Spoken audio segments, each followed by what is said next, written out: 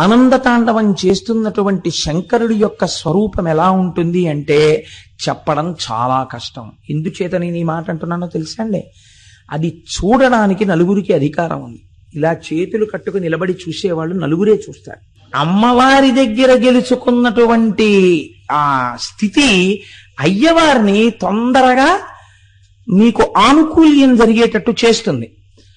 అమ్మవారి దగ్గర చెడ్డ పేరు తెచ్చుకుని అయ్యగారి మనసు గెలుచుకోవడం చాలా కష్టం. కానీ ఆయన శంకరుడి దగ్గర ఉపాసన చేసి అన్నాడు, నేను నీకొక్కడికే నమస్కారం పెడతాను, నేను ఎప్పుడూ అమ్మవారికి నమస్కారం పెట్టను. ఇది నాకున్నటువంటి లక్షణం.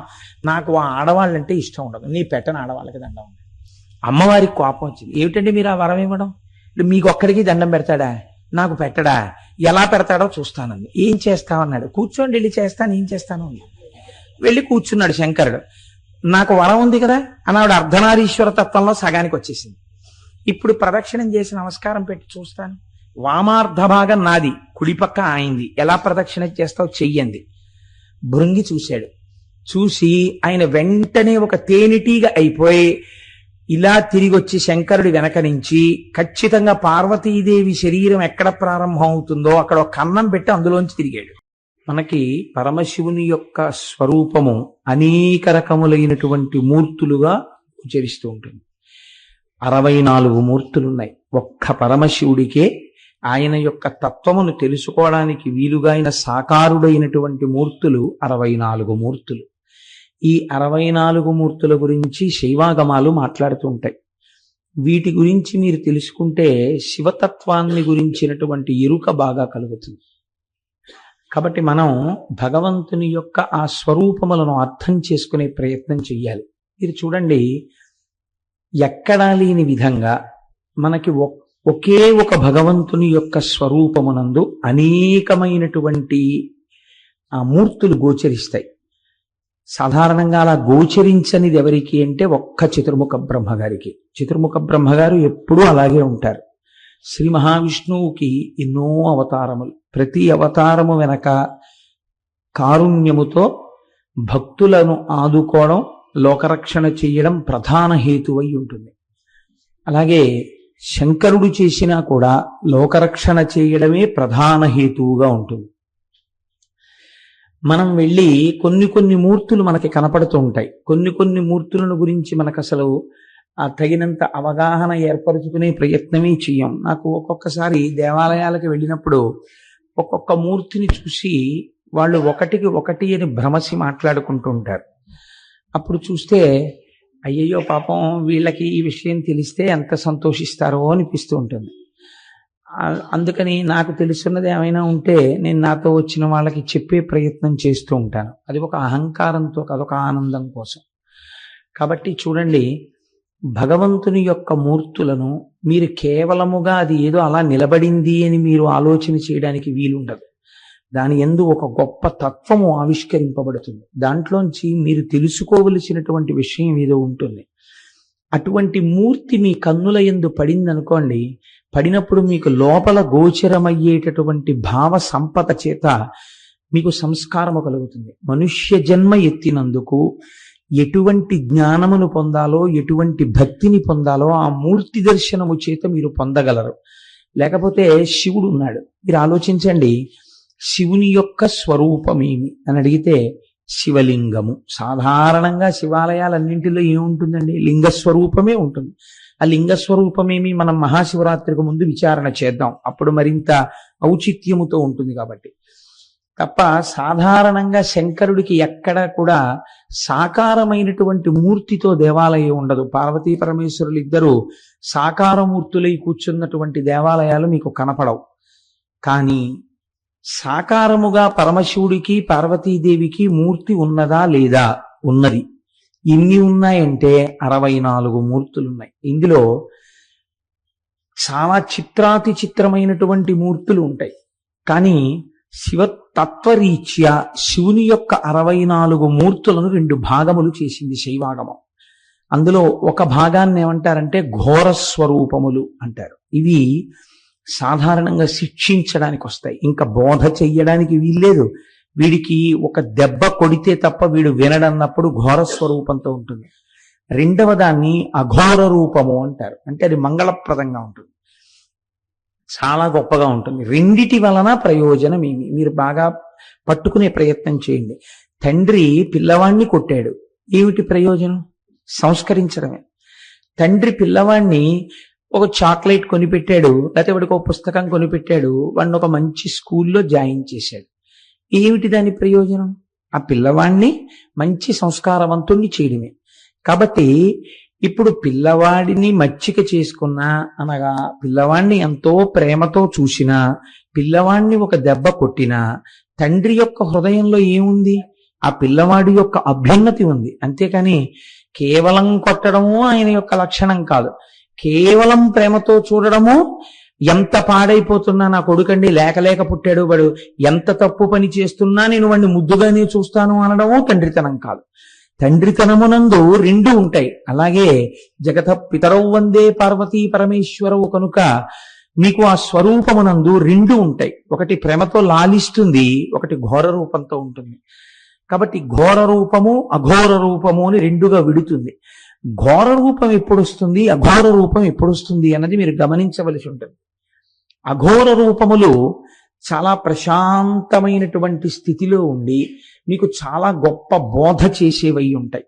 అటువంటి మూర్తిని మీరు చూసినప్పుడు మీకు చాలా ఆనందం కలుగుతుంది. అలా మీకు సాధారణంగా ప్రపంచంలో ఎన్ని రకాలైనటువంటి విద్యలున్నాయో, ఎన్ని కళలున్నాయో, అంతమంది కూడా తమ తమ కళలను ప్రదర్శన ప్రారంభించేసే ముందు నమస్కరించవలసినటువంటి మూర్తి ఒకటి లోకంలో ఉంది. అది సాక్షాత్తుగా ఆనంద తాండవమూర్తి అంటారు. మనం నటరాజు అని పిలుస్తూ ఉంటాం, కానీ శైవాగమం ఏమని పిలుస్తుందంటే దాన్ని ఆనంద తాండవమూర్తి అంటుంది.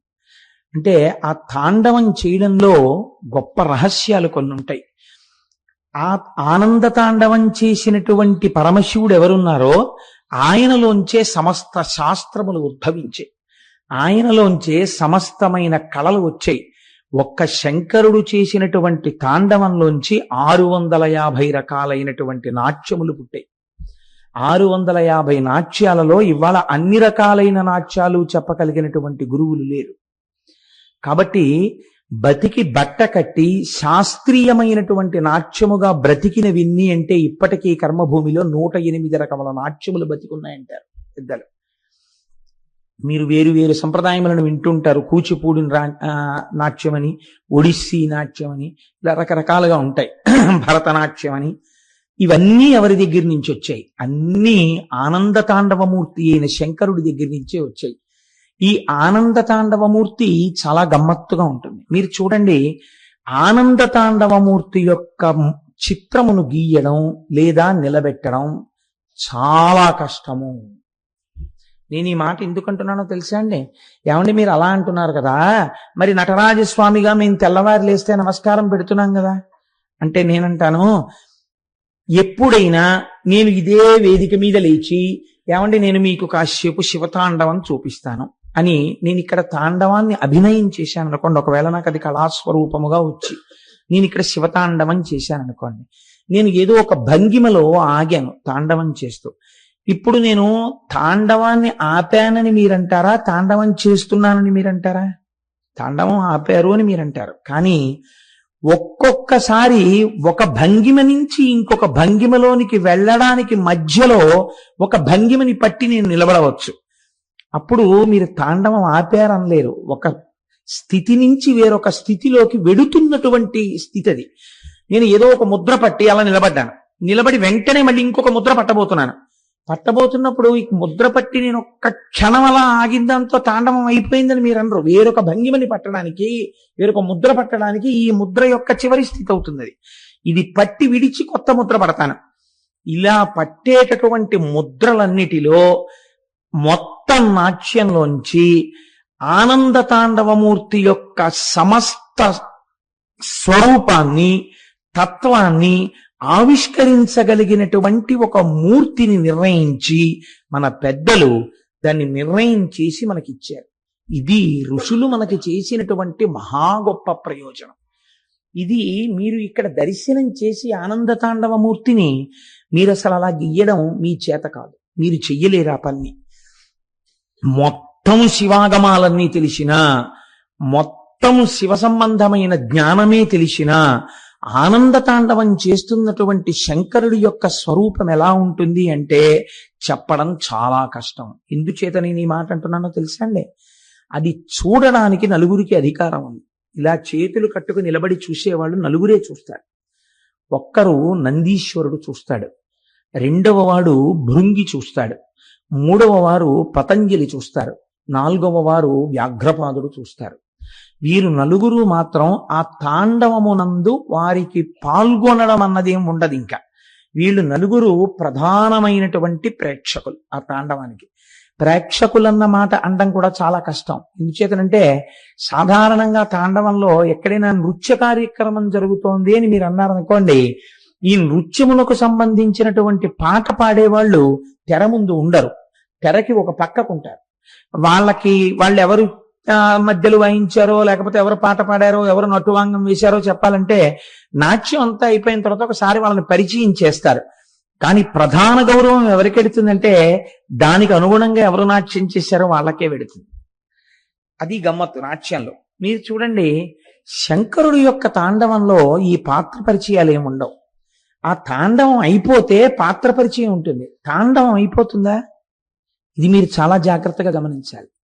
ఆయన తాండవం అయిపోతే పాత్రల్ని తీసుకొచ్చి పరిచయం చేయొచ్చు. ఆయన తాండవమే అయిపోయింది అనుకోండి, పాత్ర పరిచయం చేయడానికి ఎవరు ఉండరు. ప్రేక్షకులుండరు, శ్రోతలుండరు, సహాయకారులుండరు, ఎవ్వరుండరు. ఆయన ఒక్కడే ఉంటాడు. ఆయన పరిచయం చేసుకోవడం ఉండదు. అప్పుడు ఆయన తనలో తాను రమిస్తూ నిలబడిపోతాడు. ఈ తాండవానికి ఎవరు సాక్షి అన్నారు? మహాప్రళయ సాక్షిణి, మహాతాండవ సాక్షిణి.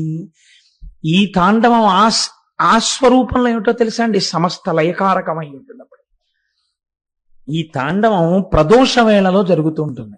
ప్రదోష వేళ అంటే మీకు నేను చెప్పాను, కాలము స్ఫుటముగా మార్పు చెందినటువంటి సమయము.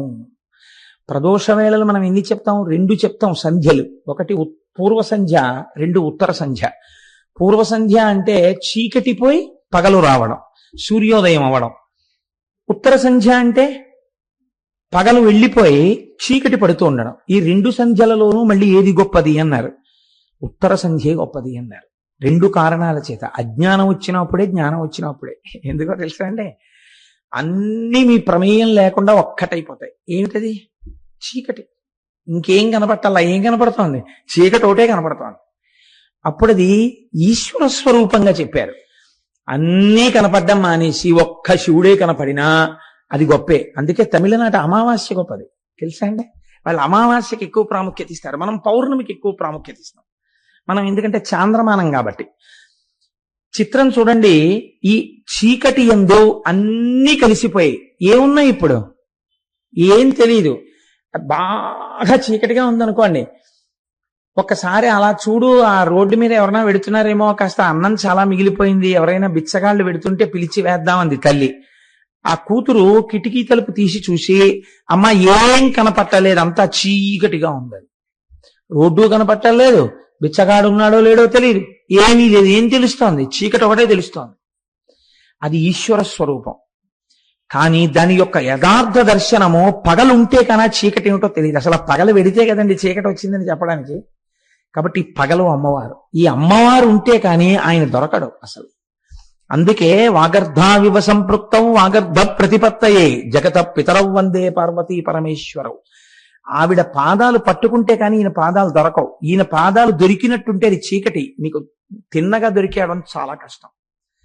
కాబట్టి ఇప్పుడు తాండవమూర్తి అన్న శబ్దంలో తాండవం చేస్తుండగా మీకు తీసుకొచ్చి ఎవరైనా ఒక మూర్తిని పెట్టగలరా? అసంభవం, పెట్టలేరు. ఒక భిక్షాటన మూర్తి అని నేను అన్నాను అనుకోండి, మీకు చూపించచ్చు. ఎలా? ఒక కపాలం పట్టుకుని భిక్ష అడుగుతున్న మూర్తి అలా నిలబడితే అది భిక్షాటన మూర్తి, అది కదలక్కర్లేదు. కానీ తాండవమూర్తి అని నేను అన్నాను అనుకోండి, శివుడు తాండవం చేస్తున్నట్టు కదలదేమండి ఇది అంటే? అలా కదలడం కుదరదు.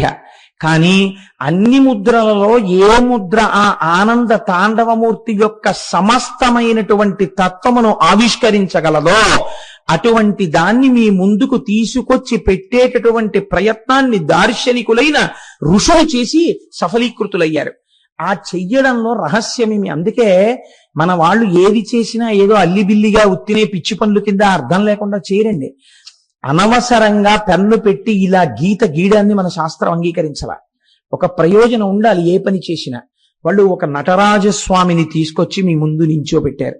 నటరాజస్వామి అంటే మనం సాధారణంగా నటరాజు అని పిలుస్తూ ఉంటాం. అలా పిలవడం వెనకాతల ఒక రహస్యం ఉంది. మన వాళ్ళు చాలా తేలిగ్గా మాట్లాడతారు. తేలిగ్గా మాట్లాడడం అంటే కష్టమైన విషయం అందనప్పుడు తేలిగ్గా మాట్లాడతారు. తండ్రి అని పిలవలేడు అనుకోండి, అప్పా అంటాడు, లేదా నాన్న అంటాడు. ఏదన్నా ఆయనే, ఎవరి స్థాయిలో వాళ్ళు పిలుస్తారు. ఆయన నాట్యము చేత ఈ లోకమునకు రాజు అయ్యాడు.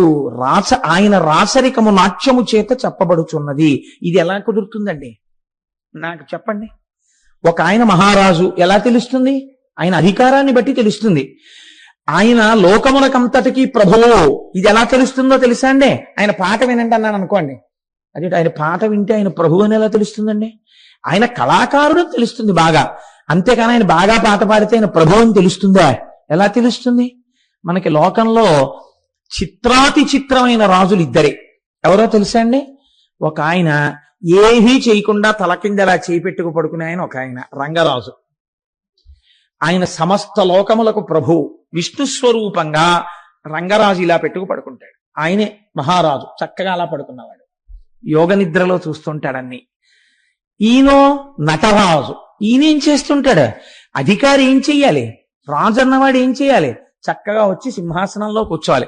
అంతేగాని రాజుగారు సభలోకి వస్తున్నారండి, విచారణ చేస్తారంటే రాజుగారు వచ్చేటప్పటికి తద్ధిం అనేటప్పటికి నాట్యం చేస్తూ రాజుగారు వచ్చి ఓ పెద్ద నాట్యం చేసి వెళ్ళిపోయారు అనుకోండి, అదేంటంటే రాజుగారు డాన్స్ కట్టారంటారు కదండి. కానీ మరి ఈయన మీకు ఆనంద తాండవమూర్తిగా ఉంటే మీరు నటరాజు నటరాజు అని ఎలా పిలుస్తున్నారు? నాట్యం చేసిన వాడు రాజు ఎలా అయ్యాడండి? అది ఎలా సమన్వయం అవుతుంది? అసలు మీరు ఎలా పిలుస్తున్నారు నటరాజు అని? మీరు డాన్స్ చేస్తే అక్కడ పెట్టి నటరాజు అంటున్నారు, మీరు పాట పాడితే నటరాజు అంటున్నారు, మీరు ఆరాధన చేస్తే నటరాజు అంటున్నారు, చిదంబరం వెడితే కనక సభలో ఈయన నటరాజు అంటున్నారు. ఏమిటి నటరాజ తత్వం? మీరు ఎప్పుడైనా పరిశీలన చేశారా? నాట్యం చేసేవాడు రాజు ఎందుకు అయ్యాడు అనగా మీకేమర్థం అవ్వాలి? అది మామూలు నాట్యము కాదు. ఆ నాట్యము వెనకాల మీరు తెలుసుకోవలసినది ఏదో ఉంది. అది మీరు తెలుసుకుంటే చిదంబరంలో కనకసభ దగ్గరికి వెళ్ళి అంత పెద్ద ఆనంద తాండవమూర్తిని చూడగానే మీరు ప్రణిపాతం చేసి సాష్టాంగ నమస్కారం చేసేస్తారు. ఈ భావనని మీకు పరిపుష్టం చెయ్యడానికి మన పెద్దలు ఇచ్చారు. అందులో అఘోర స్వరూపముల యందు చాలా గొప్ప స్వరూపాలలో ఆనంద తాండవమూర్తి ఒకటి. దాని గొప్పతనాన్ని మీరు అవధరించే ప్రయత్నం చెయ్యండి. నేను మీతో ఒక మాట విజ్ఞాపన చేశాను. ఉన్న వాళ్ళల్లో నందీశ్వరుడు ఒకడు. ఈయన అయ్యవారికి చాలా గొప్ప భక్తుడు. కానీ ఈయనకున్న గొప్పతనం ఏమిటంటే అమ్మవారిని అంతగానూ గౌరవిస్తాడు. కానీ ఎక్కువగా ఎక్కడ పడుకుంటాడు? అయ్యవారింటి ముందే పడుకుని ఉంటాడు. గభాలన ఎవరి కాలి గజ్జె చప్పుడు వింటే లేస్తాడు, అయ్యవారి కాలి గజ్జె చప్పుడు వింటే లేస్తాడు. ఈయనది ఇది స్వభావం. ఇంకొకరున్నారు భృంగి. సాధారణంగా విచిత్రం ఏమిటో తెలుసా అండి? లోకంలో ఒక పోకడు ఉంటుంది. ఇంటి ఇల్లాలి దగ్గర గౌరవం తెచ్చుకోని వాడు ఇంటి యజమాని యొక్క మంచితనాన్ని తెచ్చుకోవడం చాలా కష్టం. ఎందుకో తెలుసా అండి? అంటే మీకు అర్థం అవడం కోసం చెప్తున్నాను, నన్ను అన్యథా భావించకండి. మీరు మా ఇంటికి వచ్చి కాలింగ్ బెల్ కొట్టి కోటేశ్వరారు ఉన్నారా అండి అని అడిగారు అనుకోండి, లేరండి బయటికి వెళ్ళారు, మీరెవరు అని అడిగారు అనుకోండి, మీకు అనవసరం, మీకు ఏం చెప్తే తెలుస్తుంది? మా కోటేశ్వరారుతో పని, ఆయన ఎప్పుడు వస్తారో మీరు చెప్పండి చాలు అన్నారు. నేను వారి భార్యనండి, మీకు ఏం కావాలో చెప్పండి, పోనీ మీ పేరు చెప్పండి, నేను వారు వచ్చినప్పుడు చెప్తాను అందనుకోండి. మీకు అనవసరం అమ్మా అవన్నీ, ఆయన ఎప్పుడు వస్తారో మీరు చెప్పండి చాలు అన్నారు అనుకోండి. నాకు తెలియదండి ఎప్పుడు వస్తాడో, ఆయన వెళ్ళిపోయిన వాడు మళ్ళీ ఆయన ఇష్టం వచ్చినప్పుడు వస్తుంటాడు, మీరు వెళ్ళి రావచ్చని తలిపేసేస్తుంది. తర్వాత ఏం చేస్తుంది? దానికి తెలుసు నేను గుళ్ళోకి వెళ్ళాను, పావుగంటలో వస్తాను, నేను తిరిగి వచ్చాను. ఎవరో ఒక ఆయన వచ్చాడు, వచ్చి మీరెవరండి అని నేను ఎంతో మర్యాదగా అడిగాను. మీకు అనవసరం, మీకేం తెలుసు, మా కోటేశ్వరారితో పని అన్నాడు. మీరు డేట్లు ఇచ్చినా, మీరు కానీ ఆయన్ని కూర్చోపెట్టి కాఫీ పట్రా అన్నా మరి టిఫిన్ మాడిపోతున్నాడు. కాబట్టి ఏమవుతుంది? కాసేపు ఆగా ఆయన వస్తే, ఇప్పుడు ఎవరొచ్చినా నేను ఎవరి వంక చూస్తాను? ఓసారి ఇలా చూస్తాను, చూస్తే అందనుకోండి ఏదీ గ్రాంట్ చెయ్యబడదు. కదండి. లౌకికంగా మీరు ఆలోచించండి, ఎందుకు గ్రాంట్ చేయకూడదు? అదే వచ్చిన అంటే ఉదాహరణకి చెప్పానంలో పాపం దాన్ని ఇలాంటివి చేస్తున్నారంటారా మేడం గారు మీరని దాన్ని అడక్కండి మీరు. సభలో ఉంది కూడా లేనిపోని ఇబ్బంది నాకు. కాబట్టి మీరు అదే సత్యనారాయణ అసలు ఒప్పుకోడు, భృంగి సత్యనారాయణ నాకు. కాబట్టి అదే అమ్మ మీకు తెలిసి ఉంటుంది, ఒక పని చేయండి తల్లి, కోటేశ్వరరావు గారికి చెప్పినా మీకు చెప్పినా అభేదం మా దృష్టిలో. మీకు చెప్పింది వారికి చెప్పినట్టే. తల్లి ఒక చిన్న అవసరం మీద వచ్చాం, ఏదో ఉత్సవం చేస్తున్నాం, వాడికి ఏం చేతకపోయినా 4 మాటలు ధైర్యంగా మాట్లాడతాడని విన్నాం. కాబట్టి అలా అంటే మళ్ళీ విందగా, అందుకని వారు ఏదో మాట్లాడతారు. కాబట్టి వారు 1 గంట ఉపన్యాసానికి వచ్చేటట్టుగా మీరు ఏర్పాటు చేయాలమ్మా. మిమ్మల్ని చూస్తే పార్వతీదేవిలా కనపడుతున్నారు తల్లి, మా కోరిక తీరుతుందని నమ్మకం వచ్చేసింది. కోటేశ్వరరావు గారే కనబడితే ఖాళీ లేదనేసింది గబుక్కుని. ఇవాళ మీరు కనపడడం మా అదృష్టం, మా పని అయిపోయినట్టేనమ్మా. మీ దగ్గర శుభవార్తకి మళ్ళీ నామినీగా కోటేశ్వరాన్ని కలుస్తాం, పని అయిపోయినట్టే అని మీరు అని వెళ్ళిపోయారు అనుకోండి. ఏమండి పాపం ఆయన ఎవరో వచ్చారు, ఎక్కడో చూద్దురు 1 అరగంట. ఏమైంది? అమ్మవారి దగ్గర గెలుచుకున్నటువంటి ఆ స్థితి అయ్యవారిని తొందరగా మీకు ఆనుకూల్యం జరిగేటట్టు చేస్తుంది. అమ్మవారి దగ్గర చెడ్డ పేరు తెచ్చుకుని అయ్యగారి మనసు గెలుచుకోవడం చాలా కష్టం. కానీ పార్వతీ పరమేశ్వరుల కుటుంబం దీనికి భిన్నంగా ఉంటుంది. మీరు ఆలోచించండి ఎప్పుడైనా. అసలు ఆ శివతత్వమే గమ్మత్తండి. ఈయన ఇద్దరిని ఎక్కించుకుంటాడు నందీశ్వరుడు, కానీ ఎప్పుడు ఎక్కడ కూర్చుంటాడంటే శివలింగానికి ఎదురుగుండా కూర్చుంటాడు ఇలా శివుణ్ణి చూస్తూ. ఎవరికి నువ్వు వాహనుడవు అన్నారనుకోండి, నేను శివవాహన అన్నంటాడు. అంతగా మీరు రెట్టించారనుకోండి, అబ్బాయి ఇద్దరికి భేదమే ఉందంటాడు. అక్కడ వరకు మంచిదే. ఇంకా ఒక ఆయన ఉన్నాడు, ఈ ఆనంద తాండవం చూసేటటువంటి స్థాయి పొందిన వాళ్ళు. ఆయన భృంగి. ఈయన చాలా విచిత్రమైన వ్యక్తి. అసలు ఆయనకు ఆ పేరెందుకు వచ్చింది? ఆయన శంకరుడి దగ్గర ఉపాసన చేసి అన్నాడు, నేను నీకొక్కడికే నమస్కారం పెడతాను, నేను ఎప్పుడూ అమ్మవారికి నమస్కారం పెట్టను. ఇది నాకున్నటువంటి లక్షణం. నాకు ఆ ఆడవాళ్ళంటే ఇష్టం ఉండదు, నీ పెట్టని ఆడవాళ్ళకి దండం అంటే. శంకరుడు అన్నాడు, అలా అంటే ఏమనాలండి? ఏమిటో లేనిపోని గొడవలు పెట్టేటట్టున్నావు, ఆ పిచ్చేమిటి? 2 కలిసే ఉంటాయనాలి. ఆయన అన్నాడు, ఆయన భోళా శంకరుడు. పోన్లే, చాలా సంతోషం, నాకు దండం పెట్టాలనుకుంటున్నావు కదా, పెట్టుకో అని. అమ్మవారికి కోపం వచ్చింది. ఏమిటండి మీరు ఆ వరం ఇవ్వడం? మీకు ఒక్కడికి దండం పెడతాడా? నాకు పెట్టడా? ఎలా పెడతాడో చూస్తానండి. ఏం చేస్తావన్నాడు. కూర్చోండి, వెళ్ళి చేస్తాను, ఏం చేస్తాను. వెళ్ళి కూర్చున్నాడు శంకరుడు. నాకు వరం ఉంది కదా అన్నాడు. అర్ధనారీశ్వర తత్వంలో సగానికి వచ్చేసింది. ఇప్పుడు ప్రదక్షిణం చేసి నమస్కారం పెట్టి చూస్తాను. వామార్ధ భాగం నాది, కుడిపక్క ఆయింది. ఎలా ప్రదక్షిణ చేస్తావు చెయ్యండి. భృంగి చూశాడు.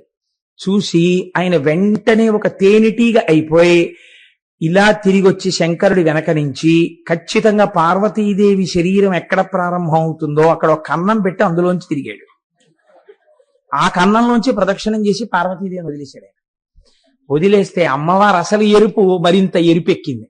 కానీ శంకరుడు సముదాయించి అన్నాడు, అలా కోప్పడకు, ఇలా భక్తి ఉండి ఇలా ఉన్నటువంటి వాళ్ళకే పాఠం చెప్పాలి అని. తర్వాత ఏదో చాలా పెద్ద వ్యవహారం ఒకటి జరిగింది, ఓదార్చాడు. తర్వాత భృంగి ఇద్దరికి భక్తుడయ్యాడు. ఈ భృంగి ఒకడు చూస్తూ ఉంటాడు ఈ తాండవాన్ని. నంది, భృంగి, తర్వాత పతంజలి. పతంజలి ఆదిశేషుని యొక్క అవతారం. నేను ఎక్కడో ఈ ఉపన్యాసాల్లోనే ప్రస్తావన చేసినట్టు గుర్తు. పతంజలి ఆదిశేషుడి అవతారం కాబట్టి తల పావుగా ఉంటుంది, తల మనుష్యుడిగా ఉంటుంది, మిగిలినటువంటి శరీరం పావుగా ఉంటుంది. వ్యాఘ్రపాదుడు తలకాయ మనుష్యుడిది ఉంటుంది, కింద పాదాలు అవి అన్ని పెద్ద పులి ఉంటాయి. ఈ నలుగురు నిలబడి ఈ ఆనంద తాండవాన్ని చూస్తూ ఉంటారు. చూస్తున్నప్పుడు ఈ తాండవంలో ఎవరుంటారు? అందరూ ఉంటారు. 33 కోట్ల మంది దేవతలు అక్కడే ఉంటారు. ఉండే ఏం చేస్తారు?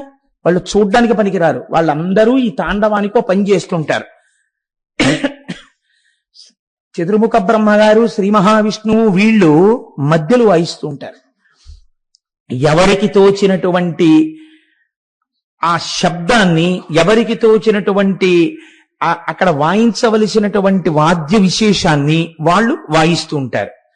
ఇలా వాయిస్తుంటే ఒకసారి అన్నారట, ఒక చిన్న కనుగీటు ఎగిరిందిట. ఏమని?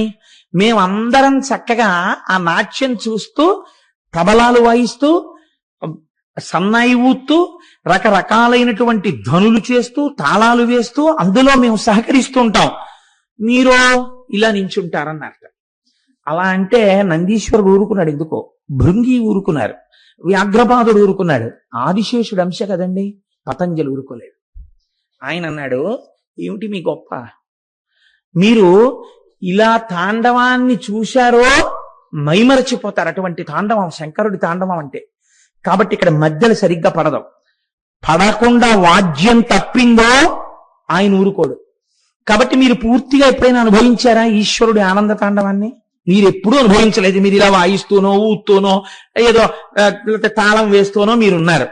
నా అదృష్టం ఏమిటో తెలుసా, నేను కేవలం ఇలా చూడ్డం కాదు, మీరు వాయిస్తున్న వాటినే వింటుంటాను, చూడడం చూస్తుంటాను. రెండిటినీ రెండు ఇంద్రియాలతో చేయను, కన్ను చెవు కూడా నాకు పనిచేయక్కర్లా. పావుకి కంటి శక్తి చెవి శక్తి రెండిటిలో ఏదో ఒక ఇంద్రియంలోకి వచ్చేస్తుంది. కాబట్టి నేను కంటితోనే వింటూ కంటితోనే చూస్తూ ఆనంద తాండవాన్ని అనుభవిస్తాను. నేనంత గొప్పవాణ్ణి. నేను అనుభవించినట్టు మీరు ఎవరు అనుభవించారు ఆనంద తాండవం? మీరు అనుభవించలేరు అసలు. కాబట్టి నేనేదో తలకాయ మనుష్యుడు దీని పాము కింద శరీరం ఉందని కదా మీరు అనుకుంటున్నారు. మీకు చేతులతో ఏదో చేస్తున్నారు, ఏదో రకరకాల వాయిద్యాలు వేస్తున్నారని కదా గొప్పకపోతున్నారు. నాకు ఆ కాళ్ళు చేతులు లేకపోవచ్చు. కాళ్ళు చేతులు లేకపోయినా నేను పరమశివుడి యొక్క ఆనంద తాండవాన్ని ఎంత అనుభవించానో చెప్పడానికి కాళ్ళు చేతులు లేని శ్లోకాలు చెప్తానన్నాడు. ఇదేమిటి కాళ్ళు చేతులు లేని శ్లోకాలు ఏమిటన్నారు? చేతులంటే పైకి ఉంటాయి కదండి, అందుకని ఔత్వం ఐత్వం ఇలాంటివన్నీ చేతులు. కాళ్ళంటే కిందకు ఉంటాయి పొడుగ్గా, అందుకని కింద వేసేటటువంటి ఒత్తులు దీర్ఘాలు, కింద వేసేటటువంటి ఒత్తులు, లేకపోతే ఇలా వేసేటటువంటి ఇంకొక అక్షరానికి సంబంధించినటువంటి దా కింద రా, అలాంటివి అవసరం ఎక్కువ లేకుండా నేను కాళ్ళు చేతులు లేని కవిత్వం చెప్తాను. శంకరుడు యొక్క తాండవం ఎలా ఉంటుందో నేను అనుభవించాను, మీరు చూడండి అన్నాడు. కాబట్టి చిత్రం ఏమిటంటే అసలు మీకు దీర్ఘం కనపడదు, అందులో ఒక్క దీర్ఘాక్షర ప్రయోగం లేకుండా ఆయన ఆనంద తాండవం మీద చేశారండి శ్లోకాలు. మీరు ఎప్పుడైనా ఆ అవకాశం వచ్చినప్పుడు ఒక్కసారి అనుభవించండి ఆ శ్లోకాల్ని. చిత్రం ఏమిటంటే ఆయన అనుభవం ఎటువంటిదంటే ఆయన ఆ శ్లోకాన్ని చదువుతున్నప్పుడు శివుడు యొక్క తాండవం ఆ శబ్దాల్లోకి వచ్చింది, దీర్ఘాక్షరం లేకుండా. అనంత నవరత్న విలసత్ కటక కిక్కిని జలం జల జలం జలరవం ముకుంద విధిహస్త గత మర్దలయధ్వని ధిమిత నర్తన పదం శకుంతరద బర్హి నంది ముఖదంతి ముఖ భృంగిరిటి సంఘ నికటం సనంద సనక ప్రముఖ వందిత పదంపర చిదంబర నటం హృది భజ. ఎక్కడా దీర్ఘం వాళ్ళేదండి, ఒక్క దీర్ఘాక్షరం లేకుండా శివతాండవం ఎలా ఉంటుందో అటువంటి శబ్దాలు అందులోకి వచ్చేటట్టుగా ఆయన శ్లోకాలు చెప్పారు. అందులోంచి అక్షర సముదాయం అంతా అందులోంచి పుట్టింది. ఆ ధ్వని చేసినప్పుడు అందులోంచి మొదట శబ్దం వచ్చింది. ఆ శబ్దము ఆకాశ గుణకమైంది. ఆకాశాద్వాయు వాయోరగ్ని అని సృష్టి అక్కడ ప్రారంభమైంది. కాబట్టి ఇప్పుడు ఈ ఢమరుకలోంచి వచ్చినటువంటి దాంట్లోంచే అక్షరములన్నీ పుట్టాయి. ఈ అక్షరముల చేత మాత్రమే వాంగ్మయం అంతా తయారైంది. ఆ మొదలుకొని ఛ వరకు అక్షరాలన్నీ ఉన్నాయి. మీరు ఎంత వాంగ్మయం చెప్పండి, ఈ ఆ పక్కన తా చేరిస్తే అత్త, మా పక్కన మా చేరిస్తే మామ, ఏదో రా పక్కన మా చేరిస్తే రామ, ఆ అక్షరాలనే మార్చాలి. ఎన్ని పుస్తకాలు రానివ్వండి, ఎంత వాంగ్మయం రానివ్వండి, ఇందులోంచి వచ్చాయి. అకారాది షకార పర్యంతము వరకు వచ్చింది. కాబట్టి ఇప్పుడు ఈ సమస్త లోకమునకు అసలు వాంగ్మయం ఇచ్చినటువంటి ప్రభు ఎవరు? మీరు నేను ఇవాళ మనలో ఉన్న భాషను వ్యక్తీకరిస్తున్నామంటే అక్షరములను ఇచ్చిన వాడెవరు? శబ్దమును లోకమునందు మొట్టమొదట జనింపచేసిన వాడెవరు? అసలు ఈ లోకమునందు సృష్టి ప్రారంభమవడానికి కారణమెవరు? పరమశివుడు. కాబట్టి ఇప్పుడు ఆయన ఢమరుక యొక్క కదలిక చేత ఇన్ని రకాలైనటువంటి సృష్టి ప్రారంభమైంది. కాబట్టి ఆ చేతిలో ఉన్నటువంటి ఢమరుక కారణంగా ఇన్ని సృష్టికర్త అంది. ఇది ఆనంద తాండవమూర్తి యొక్క గొప్పతనం. మీరు చిట్ట చివర ఒక విషయం గుర్తుపెట్టుకోవాలి, ఇవన్నీ దేని కొరకు చేశాడు అంటే నేనేదో సృష్టి చేద్దామని చేయలేదు. ఆయన పరమానందంతో ఉన్నాడు.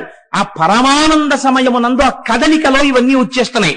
తనంత తాను ఒక్క చోట కూర్చుండిపోయాడు అనుకోండి, మళ్ళీ తనలో తాను రమిస్తూ ఆత్మస్వరూపిగా నిలబడిపోతాడు. ఇంకా లోకం ఉండదు. మీరొక్కటి ఆలోచించండి. ఇప్పుడు టైము 7 గంటల 10 నిమిషాలు 7 గంటల 15 నిమిషాలు అయి ఉండొచ్చు. ఈ 7 గంటల 10 నిమిషాల టైంలో ఎంత మందో లోకంలో నాకు కొడుకు పుట్టాడు లేకపోతే నాకు కూతురు పుట్టిందని ఈ టైం నోట్ చేసుకుంటున్న వాళ్ళు ఎంతమంది ఉన్నారో మనుష్యుల్లో.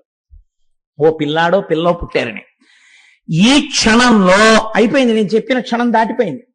ఆ క్షణంలో ఎంత జీవరాశి పుట్టిందో, ఎన్ని చీమలు పుట్టాయో, ఎన్ని ఈగలు పుట్టాయో, ఎన్ని సూక్ష్మాంగ జీవులు పుట్టాయో, ఎన్ని చోట్ల ఎక్కడెక్కడ ఎన్ని ప్రాణులు పుట్టాయో.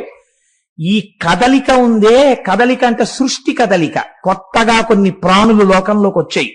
ఈ లోకంలోకి కొత్తగా ప్రాణులు రావడం అనేటటువంటి ఈ సమస్త కదలికకి డమరుక సంకేతం.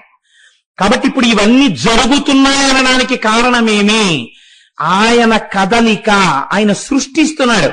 ఆగిపోయి ఇలా కూర్చున్నాడా అంతే, అన్ని లయమైపోతాయి. కాబట్టి ఈశ్వరుడి యొక్క కదలికకి నర్తనమని పేరు. ఇది ఆనంద తాండవము. కాబట్టి సృష్టి జరుగుతుంటే మీకు అందులో ఏది కనపడుతుండాలి? ఈశ్వరుడికి ఢమరుక కనపడుతుండాలి. కాదు, ఇంకొక రహస్యం ఉంది. మీరు ఒక వాక్యాన్ని చెప్పేటప్పుడు ఆ వాక్యము పొందికగా ఉండాలి. పొందికగా లేని వాక్యం మాట్లాడారనుకోండి, ఈ క్షణమునందు ఈ లోకములో ఎంతో సృష్టి జరిగినది అని నేను చెప్పబోయి సృష్టి జరిగినటువంటి ఈ సమయమునందు లోకము అన్నాను అనుకోండి, మీకు ఇప్పుడు ఏమైనా అర్థమైందని చెప్పింది? అర్థం అవదు. వాక్యమునందు అవే మాటలు ఉండొచ్చు.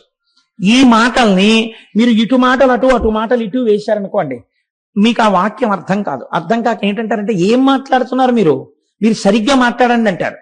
మీకు విసుగు వస్తుంది వెంటనే 4 మాటలు అలా అన్నాక. అన్న తర్వాత మీరు మళ్ళీ వాక్యాన్ని కొంచెం సర్దారనుకోండి, ఏమిటా మాట్లాడడం, అదే మాట్లాడే తీరు, అలా మాట్లాడరు.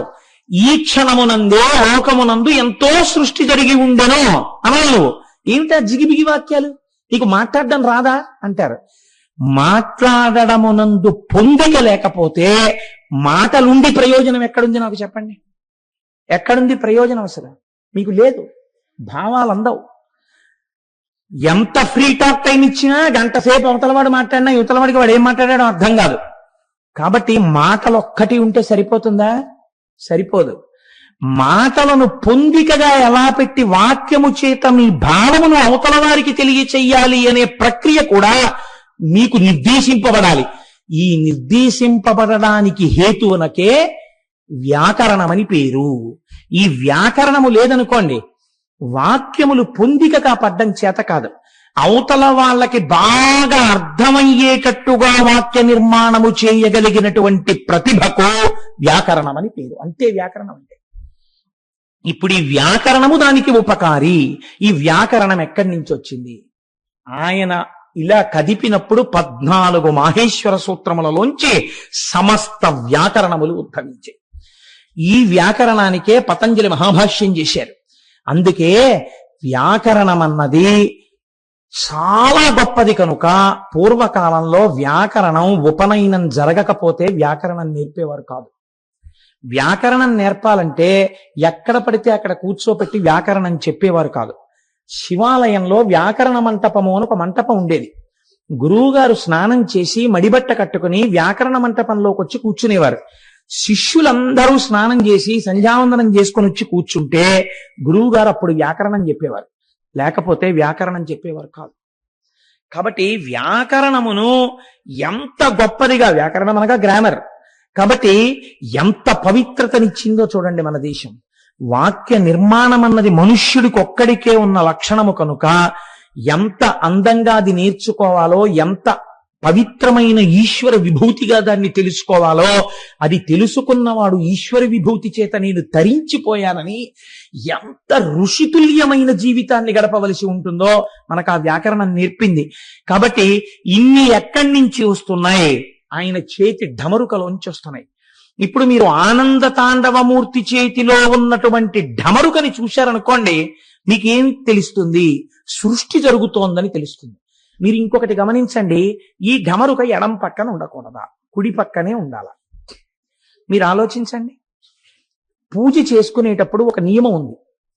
నియమం అంటే గృహస్థుకి పూజ చేసేటప్పుడు వాడబడేటటువంటి సమస్త పదార్థములు కుడి చేతి పక్కనే ఉండాలి. అవి కూడా ఎలా ఉండాలంటే, పెద్ద పెద్ద పీఠాధిపతులు, గురువులు ఇటువంటి వాళ్ళు చేస్తే శిష్యులకి తెలియాలి గురువు గారు చేసే పూజ. ఏ మంత్రం తర్వాత ఏ మంత్రం వస్తుందో ఆ మంత్రానికి గురువు గారు ఏ ఉపచారం చేస్తారో శిష్యులకు తెలుసు. కాబట్టి వరస క్రమంలో అందించేస్తారు వాటిని. అలా అందిస్తారు. తానే పూజ చేస్తుంటే ఏ పదార్థము తర్వాత ఏ పదార్థము వాడుకుంటాడో ఆ అమరికలో కుడి చేతి పక్కన పదార్థాలన్నీ ఉండాలి.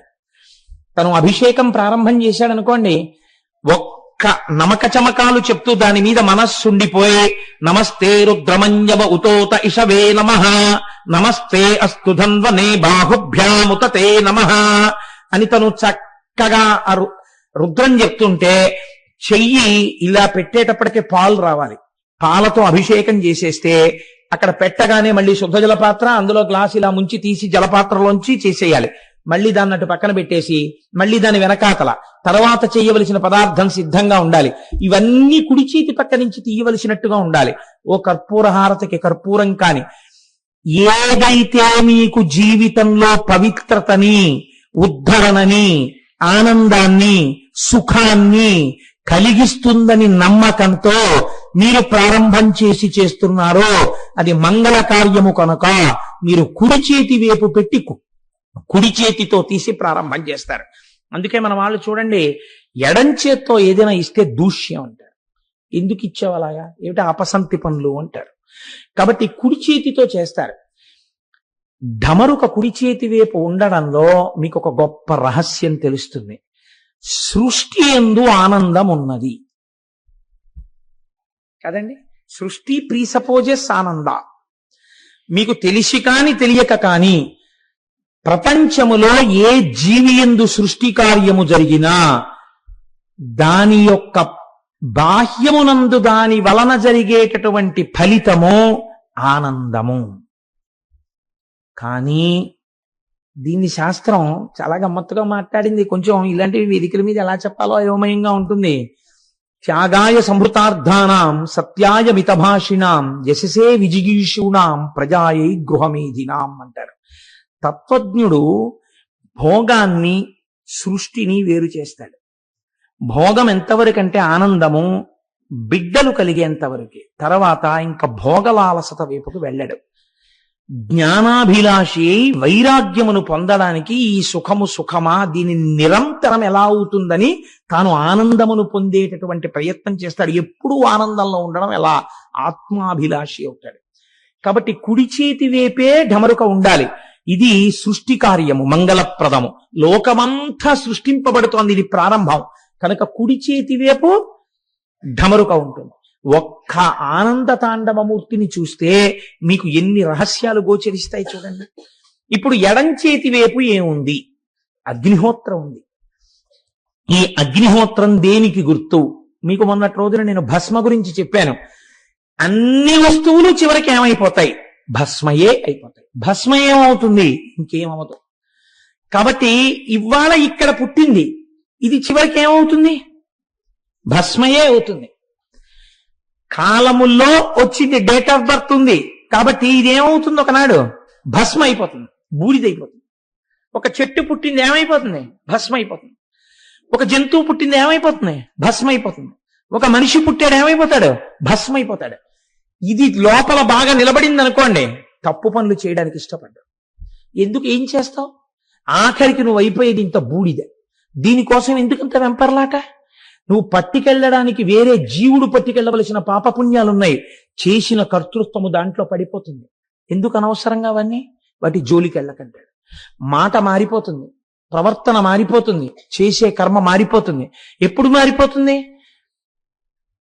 ఏది కాలములో వచ్చినదో అది కాలమునందు ఉండదో అని మీకు అర్థమైపోతే మీ నడువడి యందు మార్పు వచ్చేస్తుంది.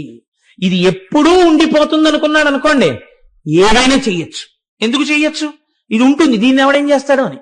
కానీ ఇది వికారములు పొందుతోంది. బాల్యాదిశ్యపి జాగ్రదాదిషు తథా సర్వాస్వవస్థాస్యపి వ్యావృత్తాస్వనువర్తమానమహమిత్యంతఃస్ఫురంతం సదా అంటారు శంకరాచార్యులు వారు దక్షిణామూర్తి స్తోత్రంలో. అవస్థల రూపంలో ఇది మారిపోతోంది. పుట్టినప్పుడు ఇంతుంది మా అమ్మ ఒళ్ళో, ఇది మిలిమిల్లిగా పాకింది, ఇది నిలబడింది. మా అమ్మ ఇలా చెయ్యిస్తే మా అమ్మ చిటికిన వేలు పట్టుకుని నడిచింది, మా నాన్నగారి చిటికిన వేలు పట్టుకుని నడిచింది. ఆ తరువాత మా నాన్నగారు ఇలా ఎత్తుకుంటే, అంత పొడుగ్గా ఉన్న నాన్నగారు ఎత్తుకుంటే ఏరియల్ వ్యూలో చూసినట్టు లోకాన్ని చూస్తూ సంతోషించేది. ఆ తర్వాత ఇదే నడవడం మొదలుపెట్టింది. ఆ తర్వాత ఇది దినదిన ప్రవర్ధమానమైంది. ఇప్పుడు ఇదే దాని బిడ్డల్ని ఎత్తుకుంటారు. ఇప్పుడు ఇది అంత పొడుగైంది.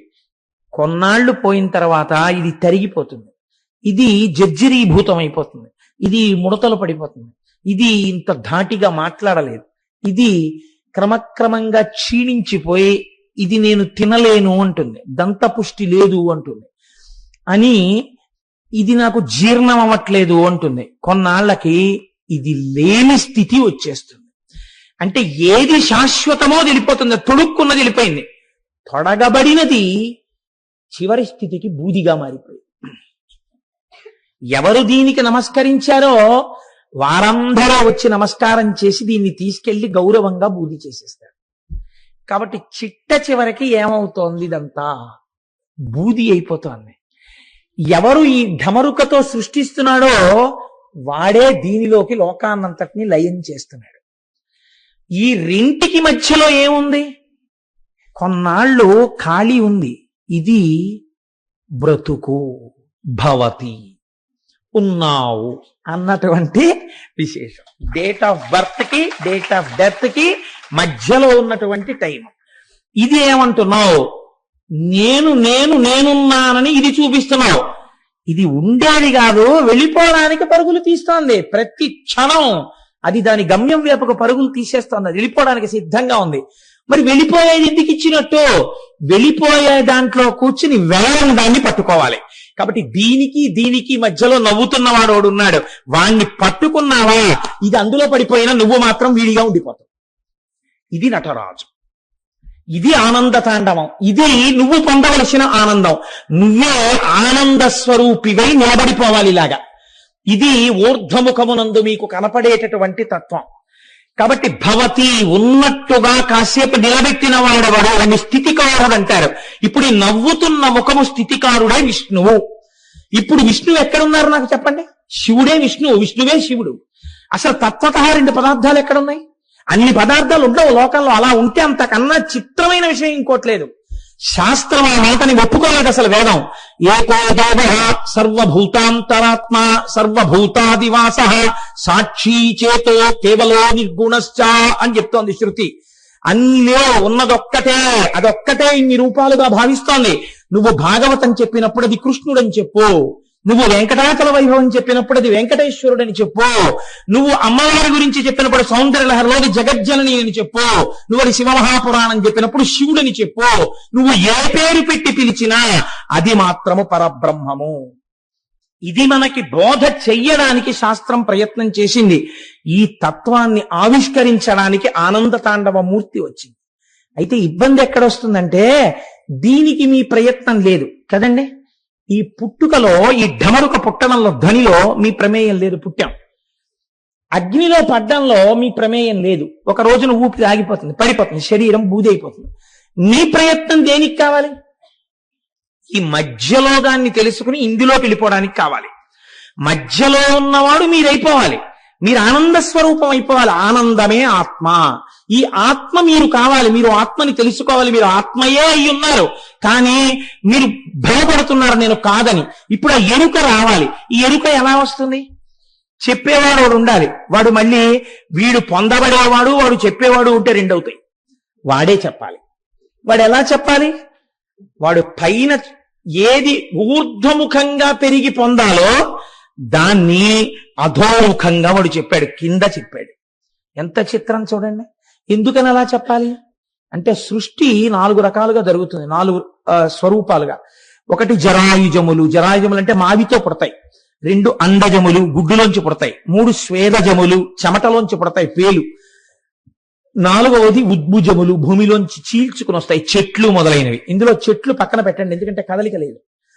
ఒక్క మనుష్య ప్రాణి ఒక్కటే భూమికి అడ్డంగా పుట్టి నిలువుగా పెరుగుతుంది. మిగిలినవన్నీ భూమికి అడ్డదిడ్డంగా పుట్టి అడ్డదిడ్డంగా పెరిగి అడ్డదిడ్డంగానే పోతాయి. అడ్డంగా పుట్టి నిలువుగా పెరగవలసిన ప్రాణి, ప్రయత్నపూర్వకంగా వంగి నమస్కరించవలసిన ప్రాణి మనుష్య దేహం ఒక్కటే. కాబట్టి ఇప్పుడు ఊర్ధ్వముఖ చలనం అంటే, ఊర్ధ్వముఖంగా పెరగడం అంటే ఇవి నీవు తెలుసుకుని పొందాలి. ఈ ఆనందాన్ని పొందడానికి ఏం చెయ్యాలి? ఇది చెప్పడం కింది భాగం. ఇప్పుడు నటరాజస్వామిని చూడండి మీరు. కుడి కాలు కింద ఎవరున్నారు అంటే, ఆ కుడి కాలు కింద ఉండేటటువంటి వాడు ఒక రాక్షసుడు. మీరు చూడండి, చక్క బొద్దు పిల్లాళ్ళ ఉంటాడు ఆయన. ఉండి ఈయన కాలు కింద పడుకుని ఇలా తలెత్తి నవ్వుతూ ఉంటాడు. ఆయన శివుడి కాలు కింద పడిపోయిన ఏడవడం.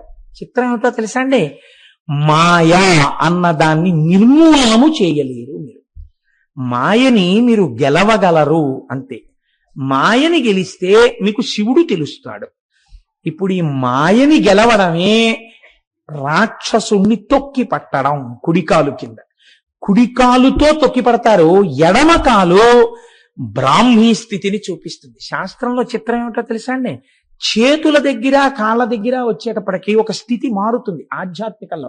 గృహప్రవేశం, ప్రయాణం, కుడికాలు పెట్టడం పక్కన పెట్టండి. గంధపెండేరం వేయాలనుకోండి ఒక ఆయనకి. ఆయన చాలా మందికి పనికొచ్చేవాడు. ఆయన తొందరగా ఈ లోకంలోంచి వెళ్ళిపోకూడదు అని కోరుకున్నారు. కాబట్టి ఇప్పుడు ఆయన చాలా కాలం బ్రతికుండాలి అని కోరుకుంటే చేసే సన్మానం ఏమిటో తెలుసా అండి? ఆయనకి గండపెండేరం వేస్తారు. ఆయనకి గండాలు రాకూడదు, ఆయన బతికుండాలని. ఏ కాలుకి వెయ్యాలి గండపెండేరం? కుడికాలికి వెయ్యరు, ఎడం పాదానికి వేస్తారు గండపెండేరం. మీరు తడబాటు లేకుండా, ఇలాంటివి చిన్న పొరపాటు లేకుండా చెయ్యాలంటే శాస్త్రప్రజ్ఞ ఉన్నవాడు మహానుభావుడు కె విశ్వనాథ్ గారు. అందుకే శంకరాభరణం సినిమాలో సోమయాజులు గారి ఎడం పాదానికే గండపెండేరం, ఎడమ పాదానికి గండపెండేరం వేస్తారు. ఎడమ వైపు నుంచి హృదయం కదండి, ఆ గుండె కొట్టుకోవడమే కదా చాలా ప్రధానం. కాబట్టి ఎడమ కాలు, ఎడమ పాదం ఆయుర్దాయాన్ని సూచిస్తాయి. ఎడమ పాదం ఆధ్యాత్మిక వృద్ధిని సూచిస్తుంది. కుడికాలు మామూలుగా మంగళప్రదంగా వివాహాన్ని వాటిని సూచిస్తుంది. ఇది కుడికాలు మాయని తొక్కితే పైకి లేచేది ఎడంకాలు. అందుకే ఆనంద తాండవమూర్తి యొక్క ఎడమ పాదం ఇలా పైకి లేచి ఉంటుంది. ఇలా పైకి లేచుంటే ఇప్పుడు దీన్ని ఏది చూపించాలి? కుడి చేతిలో ఢమరక ఉంది కాబట్టి ఎడమ చెయ్యి ఇలా చూపిస్తూ ఉంటుంది. మీరు చూడండి నటరాజస్వామిని జాగ్రత్తగా. అంటే నువ్వు ఊర్ధ్వముఖ చలనము చేసి ఈశ్వరుణ్ణి తెలుసుకునే ప్రయత్నం చేసి బ్రాహ్మీభూతుడవై ధ్యానము చేసి ధ్యానమునందు ఆనందమును పొంది నేనుగా ఉండడం నువ్వు నేర్చుకో. తప్ప నువ్వు నేనై ఉన్నాను, తత్వమసి, తత్వత్వము అసి, అది నీవై ఉన్నావు కానీ నీకు తెలియట్లేదు, తెలుసుకో. దానికి ధ్యానం అవసరమో. ఇది చెప్పడానికి ఎడమ చెయ్యి ఎడమ పాదాన్ని, పైకి లేచిన ఎడమ పాదాన్ని చూపిస్తుంది, కుడి కాలు తొక్కి పడుతుంది. అయితే చాలా బాగుంది కానండి ఈ సింబాలిజం. అంత తేలిగ్గా అలా ఎడం పాదం, ఏదో ఎడం చెయ్యి, కుడికాలు, ఇక్కడ మా గొడవ ఏం లేదనుకోండి, జరిగిపోతాయి. ఇక్కడే వచ్చింది గొడవంతా. ఇదంత తేలిగ్గా మాకు బుర్రకు అందుతుందా? ఆయన అన్నాడు, అలా బెంగ పెట్టుకోకు, ఇదిగో ఇంకో చెయ్యిలా అభయముద్ర పట్టింది కుడివైపు. మంగళం కదండి మరి, అందుకని కుడి చేత్తోనే పట్టాలి మంగళం. అందుకని ఇలా అభయముద్ర పట్టాడు. అంటే ఏమిటి? ఇదంతా నే చేస్తానని మళ్ళీ మొదలెట్టకు. వాడు ఉన్నాడు, వాడు నన్ను ఎందుకు రక్షించడు, నేను మొదలు పెడితేనే మొదలెట్టు, నిన్ను ఎలా ఎత్తాలో నేను అలా ఎత్తుతాను. ఇప్పుడు అందుకని అలాంటి ప్రతిజ్ఞ చేశాడు కాబట్టి ఆయనకి పేరేమొచ్చిందో తెలుసా అండి? ఆయనకి హరా అని పిలిచారు. అలాంటి స్థితిలో ఉంటాడు కాబట్టి. హరా అని ఎందుకు పిలవాలి అంటే, హరా అంటే హరించువాడు. దేన్ని హరించేస్తాడు? చాలా మంది తెలిసి తెలియని మాటలు, అర్థం పర్థం లేని మాటలు చెప్తుంటారు. హరా అంటే మిమ్మల్ని హరించేస్తాడు, అందుకని శివుడి జోలికి వెళ్ళకూడదు. అదే పని అండి. అలా అయితే అసలు ఇన్ని శివాలయాలు ఎందుకు కడతారని నాకు తెలియక అడుగుతాను. అంత గొప్పవాడే కృష్ణదేవరాయల వారు శ్రీశైలానికి గోపురం ఎందుకు కడతారు? అసలు ఇన్ని శివాలయాలు ఉంచమని ఎందుకు చెప్తారు ఋషులు? ఎందుకు శివమహాపురాణం వచ్చింది? ఎందుకు రుద్రాధ్యాయం వచ్చింది వేదంలో? కాబట్టి మనం తెలిసి తెలియని మాటలు లోకంలో ప్రచారం చేయకూడదు, అది దోషభూయిష్టం అయిపోతుంది. తెలియని వాళ్ళు ఏమనుకుంటారంటే పాపం అది నిజం అనుకుంటారు. హర అన్న శబ్దము చేత పాపము హరింపబడుతుంది. పాపం అంటే ఏమిటంటే మీరు ఈశ్వరుణ్ణి చేరకుండా అడ్డుగా వచ్చేటటువంటి ప్రతిబంధకమునకు పాపమని పేరు. ఉపన్యాసం విందాం, ఏదో తెలుసుకుందామన్నది చాలా మంచి ప్రయత్నమే. కానీ తీరా వచ్చేటప్పటికే ఆనుకోవడానికి ఒక స్తంభం దొరకడం, అక్కడి నుంచి నిద్ర రావడమే పాపం. కాబట్టి ఇప్పుడు ఏమవుతుంది? చక్కగా స్తంభానికి ఆనుకుని నిద్ర వస్తుంది. నిద్ర వస్తే ఎందుకు వచ్చినట్టు ఉపన్యాసానికి? పాపము ప్రతిబంధకమగుట. ఈ ప్రతిబంధకము తొలగాలి. ఈ ప్రతిబంధకము తొలగాలంటే ఎలా తొలగాలి? ఈశ్వరానుగ్రహం చేతనే తొలగాలి. ఈశ్వరానుగ్రహంతో పాపం తొలగడం అంటే ఏమిటో తెలుసా అండి? మీరు తొలగించుకుని ఈశ్వరుడి వైపుకి వెళ్ళలేకపోతున్నారు కాబట్టి మీరు ఆయన పాదాలు గట్టిగా పట్టుకుని అన్యథా శరణం నాస్తిత్వమేవ శరణం మమ శరణం తరుణేందు శేఖర శరణం మే గిరిరాజ కన్యక శరణం పునరేవతా ఉభౌ శరణం నాణ్యదుపైమి దైవతం. ఈశ్వరా, నిన్నే శరణు పొంది ఉన్నాను, నన్ను ఉద్ధరించు అని మీరు పూనికతో ఆయన పాదాలు పట్టుకుని ఒక నామం చెప్పండి, ఒక పువ్వు వేయండి. అందుకే ప్రపంచంలో అన్నింటికన్నా పనికి మాలినవేవో శివుడు అడుగుతాడు. ఎందుకు అడుగుతాడో తెలుసా అండి? ఉదారుడై ఉండాలండి ప్రపంచంలో. మీరు చూడండి, మీకు అన్ని రకాలుగాను అభ్యున్నతిని కలిగించేటటువంటివి ఏది ప్రపంచంలో? లోకంలో అంత పూజనీయమైన వస్తువు అంటూ ఉంటే ఆవు పాలే. తల్లికి పాలు లేవనుకోండి, ఆవు పాలు పట్టాలి శిశువుకి. మీకు గ్రహదోషం వచ్చిందనుకోండి, ఆవు పాలతో అభిషేకం చేయాలి. మీరు ఆదివారం నాడు సూర్యుడికి పరవన్నం వండాలనుకోండి, ఆవు పాలతో వండాలి. మీకు ఇన్ని పాలనిచ్చేటటువంటి ఆవు యొక్క గొప్పతనం చూడండి.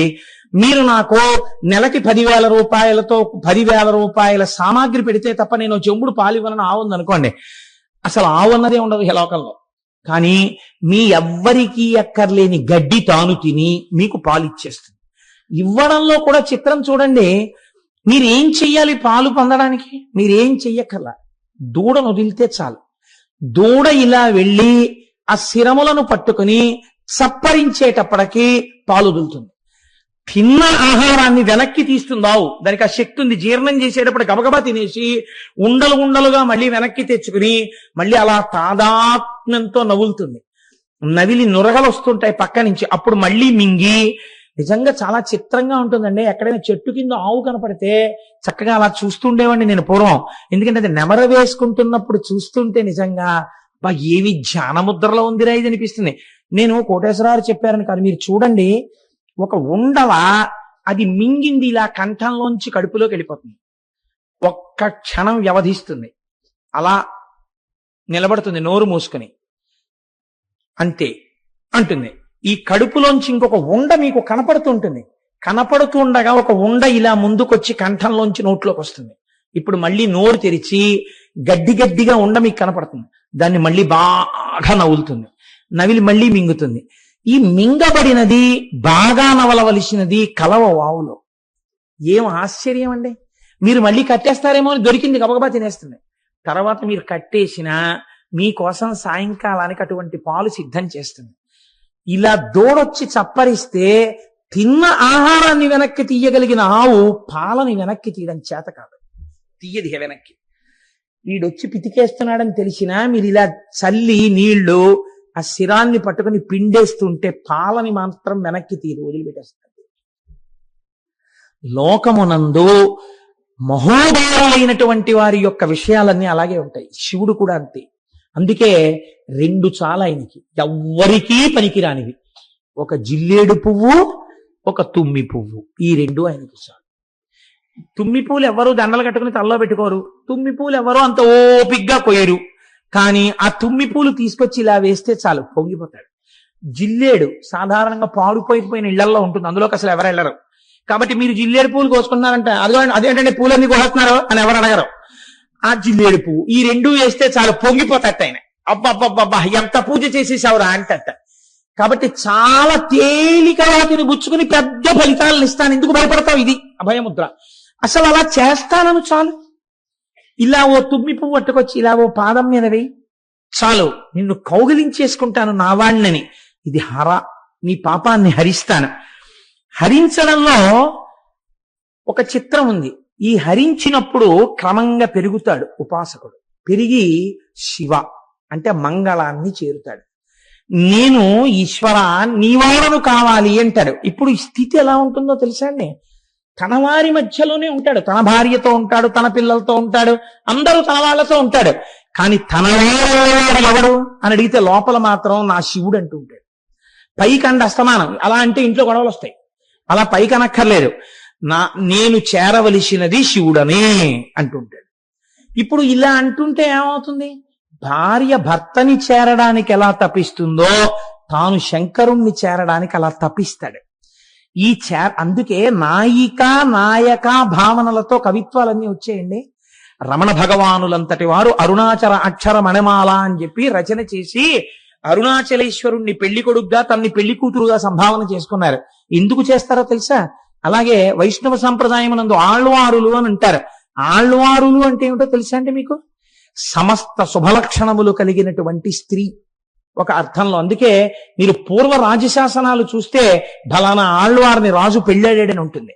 అంటే వాళ్ళు సమస్తమైనటువంటి శుభలక్షణములంటే గొప్ప పవిత్రమైన భక్తిభావమును కలిగినటువంటి వారు, ఈశ్వరుడి చేత పొందడానికి యోగ్యమైనటువంటి వారు.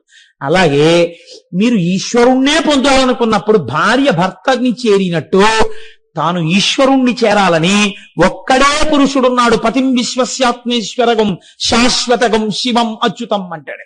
ఆ శివుడొక్కడే పురుషుడు, వాణ్ణి మేము చేరాలంటారు. ఇప్పుడు స్త్రీ పురుష భావన ఉందా? అందరూ స్త్రీలే, అందరూ ఆయన్ని చేరాలనుకుంటారు. చిత్రం ఏమిటో తెలుసా అండి? ఈ పొందిన స్థితి మీకు గమ్మత్తుగా ఉంటుంది. ఒకానొకప్పుడు బృందావనంలో మహానుభావుడు వల్లభాచార్యుల వారిని చాలా గొప్పవారు. వారు బృందావనానికి విజయం చేశారు. విజయం చేసి అక్కడ స్తోత్రాలు, భజనలు, పాటలు, శిష్యులు చాలా అందంగా గడుపుతున్నారు. అదే బృందావనానికి మీరాబాయి వెళ్ళింది. వెళ్ళి ఆవిడ కూడా మహాభక్తి తత్పరురాలు. మీరాబాయి కబురు చేసింది వల్లభాచార్యుల వారికి, అయ్యా ఒక్కసారి మీ దర్శనం చెయ్యాలనుకుంటున్నాను అంటే ఆయన అన్నారు, మేము స్త్రీలని చూడం కాబట్టి మీకు దర్శనం ఇవ్వడం కుదరదు అని కబురు చేశారు.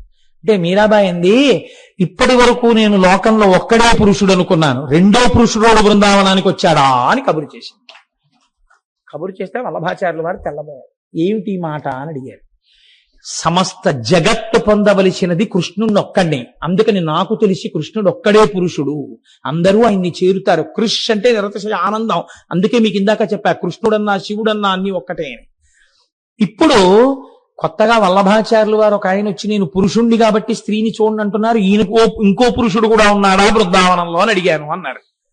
ఇప్పుడు వల్లభాచార్యులు వారి మాట విని, ఈ స్థాయి పొందినటువంటి తల్లినితో నేను ఇలా మాట్లాడడం పొరపాటు, నేనే ఆ తల్లిని చూడ్డానికి వస్తున్నానని మా మీరాబాయి గారి దర్శనానికి వల్లభాచార్యులు వారు వచ్చారు. ఈ స్థితిని పొందడం హర నుంచి శివని చేరడం, ఈ శివ దగ్గర నుంచి ఆనంద తాండవమూర్తిలోకి లయమైపోవడం, తాను ఆనందముగా మారిపోవడం. తాను ఆనందముగా మారిపోతుంటే ఇప్పుడు ఏమవుతుంది? అంత ఆనంద తాండవం చేసేవాడు ఎవరు? మీరు జాగ్రత్తగా ఈ ప్రశ్నకి జవాబు చెప్పండి. ఎవరు చేస్తున్నారు ఇది? అప్పుడు పంచకట్టుకు చేస్తున్నాడు, కానీ ఎవరు చేస్తున్నారు? దిగంబరుడు చేస్తున్నాడు. అంత ఆనందం. ఆయన బట్టే కట్టుకోడు. ఎందుకు కట్టుకోడో తెలుసా అండి? ఒకసారి భిక్షుకమూర్తిగా వచ్చారు ఆయన. అప్పుడు ఆయన బట్టలు లేకుండా వచ్చారు. ఎందుకు వస్తారు అంటే శరీర భ్రాంతి లేకపోవడాన్ని ఆనందం అంటారు. రమణుల గురించి మీరు విన్నారు కదా, అసలు ఇది ఒకటి ఉంది అని ఆయనకి తెలియదు. పుండుకి పుండు పుట్టింది అన్నారు ఆయన. అందుకని ఇది నేనేమిటి, ఇది నేను కాదు, నేను అంతటా నిండి ఉన్నాను, నాకు మరణం ఏమిటి, నా శరీరానికి మరణం ఉంది, నాకు మరణం లేదన్నారు. అటువంటి ఆత్మస్వరూపి అయినటువంటి ఆనంద తాండవమూర్తి యందు సాధకుడు కలిసిపోతే అప్పుడు ఏమవుతుంది? తానే నటరాజు అయిపోయాడు, తానే ఆనంద తాండవమూర్తి అయిపోయాడు. ఇప్పుడు ఇంకా ఆయనకి మళ్ళీ చావడం అన్నది ఉండా?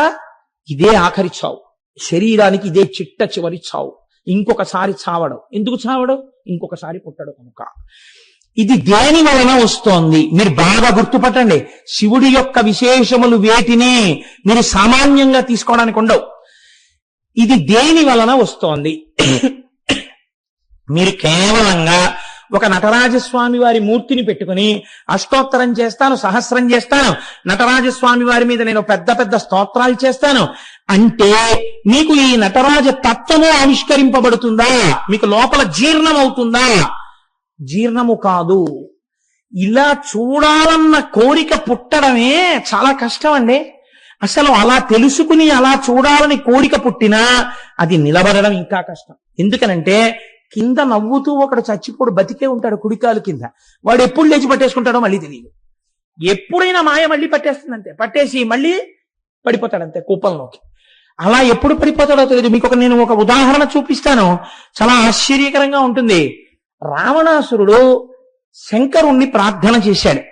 నాకు ఎటువంటి శంకరుణ్ణి చూడాలనుందో తెలుసా అంటే, వాడు అసాధ్యం కూడా వాడు పోనీ ఏదో శివలింగంలా చూడాలనుంది, లేకపోతే కూర్చున్న వాడిని చూడాలనుంది అని వాడు అడగలేదు. నాకు జటాటవీగల జల ప్రవాహ పావిత స్థలే గళేవలంబ్యలంబితాంబుజంగ తుంగమాలికాం ఢమఢమఢమఢమన్నినాదమడ్డవర్వయం చకార చండ తాండవంతనోతున శివ శివం జటాకటాహ సంభ్రమ భ్రమన్నిలింప నిర్జరీ విలోల వీచి వల్లరీ విరాజమానమూర్ధని ధగద్ధగద్ధగజ్వలల్లలాట పట్టపావకే కిశోర చంద్రశేఖరే రతి ప్రతిక్షణం మమ ధరాధరేంద్రనందిని విలాస బంధు బంధుర స్ఫురద్దిగంత సంతతి ప్రమోదమాన మానసే కృపాకటాక్షధోరణి నిరుద్ధదుర్ధరాపతి క్వచిద్దిగంబరే మనో వినోదమేతుమస్తుని జటాభుజంగ పింగళ స్ఫురత్మనామణి ప్రభా కదంబ కుంకుమద్రవ ప్రణిప్త దిగ్వధూముఖే మదాంద సింధుర స్ఫురత్తదుత్తరీయ మేదురే మనోవినోదమద్భుతం బిభర్తుభూత భర్తరి సహస్రలోచన ప్రభృత్య శేషలేఖ శేఖర ప్రసూనధూళి ధోరణి విధూసరంగ్రిపీఠ భూ భుజంగరాజమాలయాని బద్ధజాట జూటక శ్రియైచరాయ జాయతాం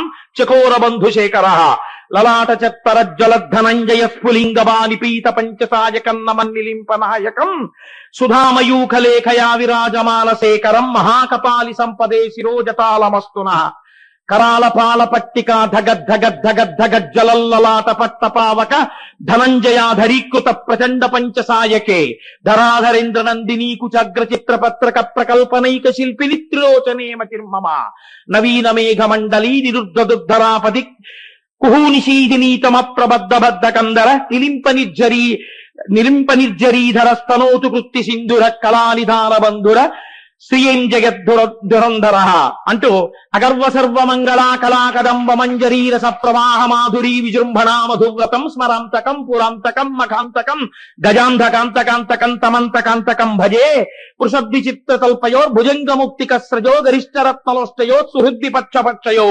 తృణారవింద చక్షుషో మహామహీ మహేంద్రయో సమప్రవర్తయన్ మనః కదా సదాశివం భజే. అటువంటి వాణ్ణి కదానిలింప నిర్జరీని కుంజకోటరేవ సన్విముక్త దుర్మతి సదాశిరస్తి మంజలింవాన్ విముక్తలోలలోచనల్లలాటపాల లగ్నక శివేతి మంత్రముచ్చర సదాసుఖీ భవామ్యాం ఇమం హి ఏవ నిత్యమేవ ముక్తముత్తమం స్తవం పఠన్ స్మరన్ భ్రువన్నరో విశుద్ధివీతి సంతతం హరే గురౌ సుభక్తియాసు యాతి నాన్యధంగతిం విమోహనం విదేహినం సుశంకరస్య చింతనం అన్నాడు. ఇంత చెప్పి జటాకటాహ సంభ్రమ భ్రమన్నిలింప నిర్జరి ఆనంద తాండవం చేస్తున్నప్పుడు ఆ జటాజూటంలో ఉన్నటువంటి గంగ బింది తిరుగుతున్నప్పుడు నీళ్లు ఎలా తిరుగుతాయో అలా తిరుగుతూ పైకి చిప్పిల్లుతున్నవాణ్ణి, జటలు అటు ఇటు ఊగిపోతున్నవాణ్ణి, ఆయన శరీరమును ఆశ్రయించి నిలబడలేక జారిపోతూ శరీరాన్ని గట్టిగా కరిచి పట్టుకున్న పావులున్నవాణ్ణి, ఆనంద తాండవం చేస్తున్నప్పుడు వేదికంతా భస్మతో నిండిపోయేటట్టుగా జలజలా రాలిపోతున్నటువంటి వాణ్ణి, పక్కన అమ్మవారు కూడా చూస్తూ నిలబడలేక సంతోషంతో లేచి తల్లి కూడా నాట్యం చేస్తుంటే జగత పితలం వందే అని ఇద్దరూ కలిసి చేస్తున్నటువంటి తాండవమున్న మూర్తిని, ఏనాడు నేను గంగా తీరంలో స్నానం చేసి సైకతంలో కూర్చుని రెండు చేతులు శిరస్సు మీద పెట్టి కదానిలింప నిర్జరీని కుంజకోటరేవ సన్విముక్త దుర్మతి సదాశిరస్తమంజలింవాన్ నేను లోపల పంచాక్షరి మహామంత్రం చేస్తూ అలా చూస్తుంటే నాకు వారణాసి శిఖర గోపురముల మీద నుంచి 3 నేత్రములు కలిగినటువంటి ఆ ఆనంద తాండవమూర్తి అయిన శంకరుడు నాకెన్నడూ దర్శనమిస్తాడో నేను ఉవ్విళ్ళూరుతున్నాను, నాకు శంకరుడు గురువయ్యిట్లు దర్శనమిచ్చుగాక అని స్తోత్రం చేశాడు. ఇంత స్తోత్రం చేసినటువంటి రావణాసురుడు అలా నిలబడగలిగాడా? మీరు ఆలోచించండి. మీరు విన్నారు కదా జ్యోతిర్లింగాన్ని, రానా వెంట లంకకన్నాడు. ఏమైపోయింది మరి ఈ స్తోత్రం అంటే? అంతలో కమ్మింది మాయ. అడగడం కాదు, అడిగినవాడు నిలబడడం కూడా చాలా కష్టం. ఆ నిలబడడానికి శివానుగ్రహము ఉండి తీరాలి. శివానుగ్రహము కలిగిందా ఆయనే నడిపిస్తాడు. ఈ నడిపించడం అన్నది ఎంత చిత్రంగా ఉంటుందో తెలుసా అండి. శాస్త్రంలో పూర్వకాలంలో ఋషులు కర్మఠులై ఉన్నారు. కొంతకాలం కర్మఠులై ఉండడం అంటే వాళ్ళకి నమ్మకం ఏమిటంటే కేవలం కర్మ చేస్తే చాలు, ఫలితం వచ్చేస్తుంది. నేను మీకు చెప్పాను కదా, నటరాజస్వామి ముందు కూర్చుని పూజ చేసేస్తే నటరాజ తత్వము మీకు తెలిసిపోతుందా? మీరు ఆనంద తాండవమూర్తిగా మీరు మారగలరా? మీరు మారలేరు. మీరు ఎప్పుడు మారగలరు? మీరు దాని తత్వాన్ని తెలుసుకుని, మీ యొక్క యథార్థ స్వరూపాన్ని తెలుసుకుని, మాయ ఏమిటో తెలుసుకుని, గురుముఖత జ్ఞానాన్ని పొందితే అప్పుడు మీరు ఈశ్వరుడు యందు ప్రవేశించేటటువంటి అదృష్టం కలుగుతుంది. మీ స్వస్వరూప భాష కలిగి మీరు ఈశ్వరుడిగా నిలబడగలరు. ఇది కలగడానికి కేవల బాహ్య పూజ సరిపోతుందా? సరిపోదు. అలాని మానేయవచ్చా? మానేయకూడదు. ఇప్పుడు ఎక్కడ ఇబ్బంది వస్తుందంటే, కేవలము బాహ్య పూజ ఈ స్థితిని అందించగలదు అనుకుని మొదలు పెడితే అది ఆ స్థాయిని మీకు అందించలేదు.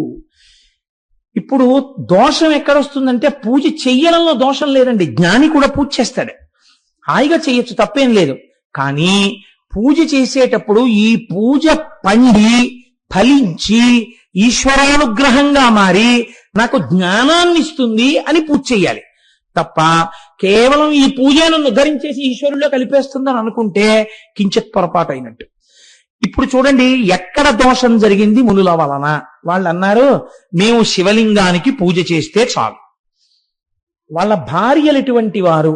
వాళ్ళు స్త్రీలు, వాళ్ళకి ఉపాసన ఉందా? వాళ్ళు చేస్తారా పూజ? వాళ్ళు చేయరు.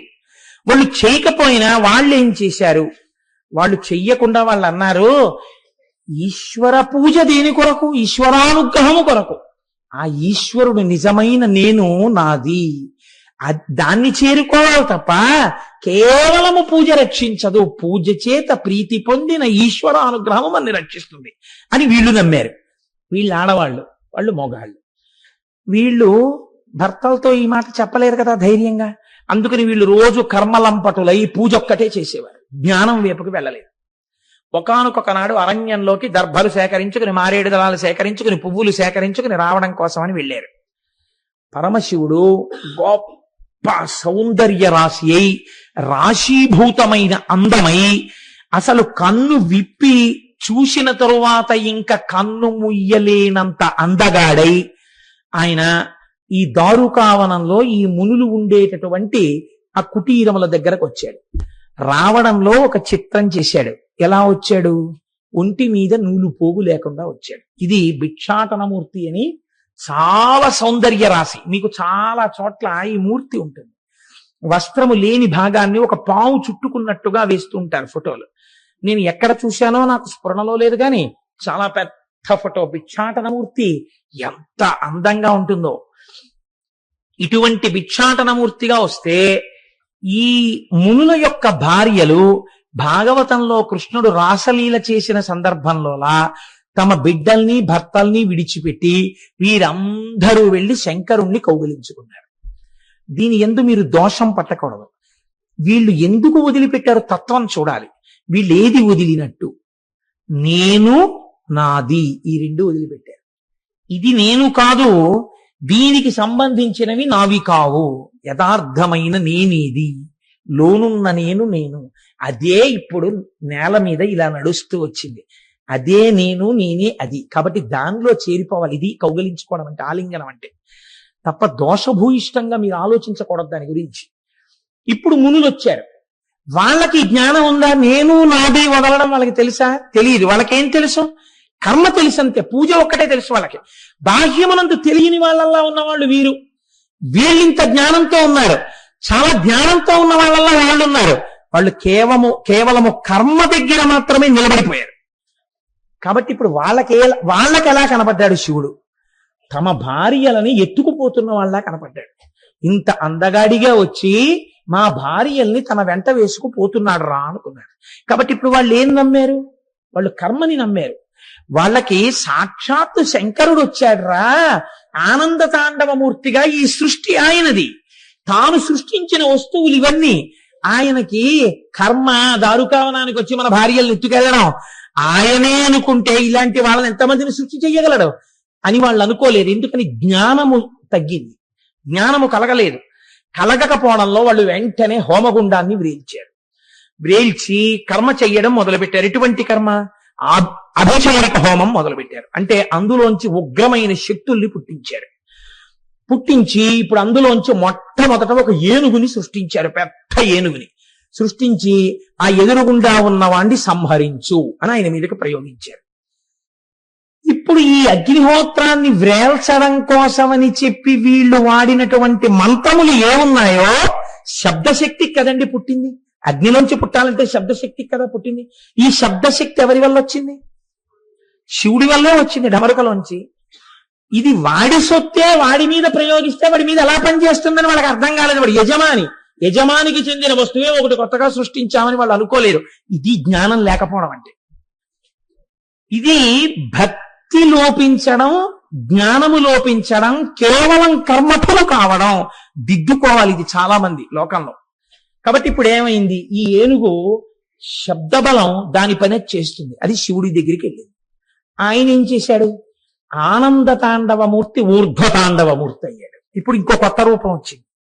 అంటే ఇలా కిందకుండేటటువంటి కాళ్ళని పైకి పెట్టి తాండవం చేయడం చేసి ఆ తాండవం చేసేటప్పుడు అంటే ఇదే కించిత్ ఉగ్రమూర్తి అయ్యాడు. మీరు ఎవరిది ఈ లోకమో తెలుసుకోకుండా, ఎవరి సృష్టి అయిన శబ్దము వలన ఇవి పుట్టాయో తెలుసుకోకుండా నాదాన్ని నా మీదకి పంపిస్తున్నారు. నాదాన్ని నా మీదకి నన్ను హోమ చేయడానికి పంపారా? నీవారు అనుకున్న వారు కూడా నారాయణై నేను తప్ప ఇంకోటి లేదని వారు నన్ను పొందారా? ఎవరిది ఉత్తమ భక్తి? మీ భార్యలది ఉత్తమ భక్తి. అది మీకు తెలియకపోగా నా మీద అభిచార హోమం చేసి ఏనుగుని పంపారు. ఊర్ధ్వతాండవమూర్తి అయి ఏనుగు యొక్క కడుపులో ఒక్క తన్ను తన్నాడు. అది చిన్నాభిన్నమైపోయి చిన్ని ముక్కలైపోయి అంతరిక్షంలోకి ఎగిరిపోయింది. ఆ ఏనుగు ఎగిరిపోతే వాళ్ళ కోపం వచ్చి మళ్ళీ వాళ్ళు అభిచార హోమం చేశారు. అంటే వాళ్ళ బుద్ధి ఎందో మార్పు రాలేదు. మళ్ళీ అంటే మారుతున్నా ఏనుగుని తన్నేసినా అదేంటి అలా తన్నేశాడు అంటే ఆయన శక్తివంతుడు అని నమస్కరిస్తే ఆయన వెంటనే వాళ్ళకి ఆ జ్ఞానం ఇస్తాడు. నీకు బుద్ధనిచ్చింది నమస్కారం చేయడానికే. అందుకే హర శబ్దము చేత పాపం పోవడానికి పాదములు పట్టాలి నమస్కారంతో. ఇది చేయలేదు. వాళ్ళు చెయ్యకుండా ఒక మృగాన్ని సృష్టించారు. ఇప్పుడు ఆ మృగం అంటే జింక.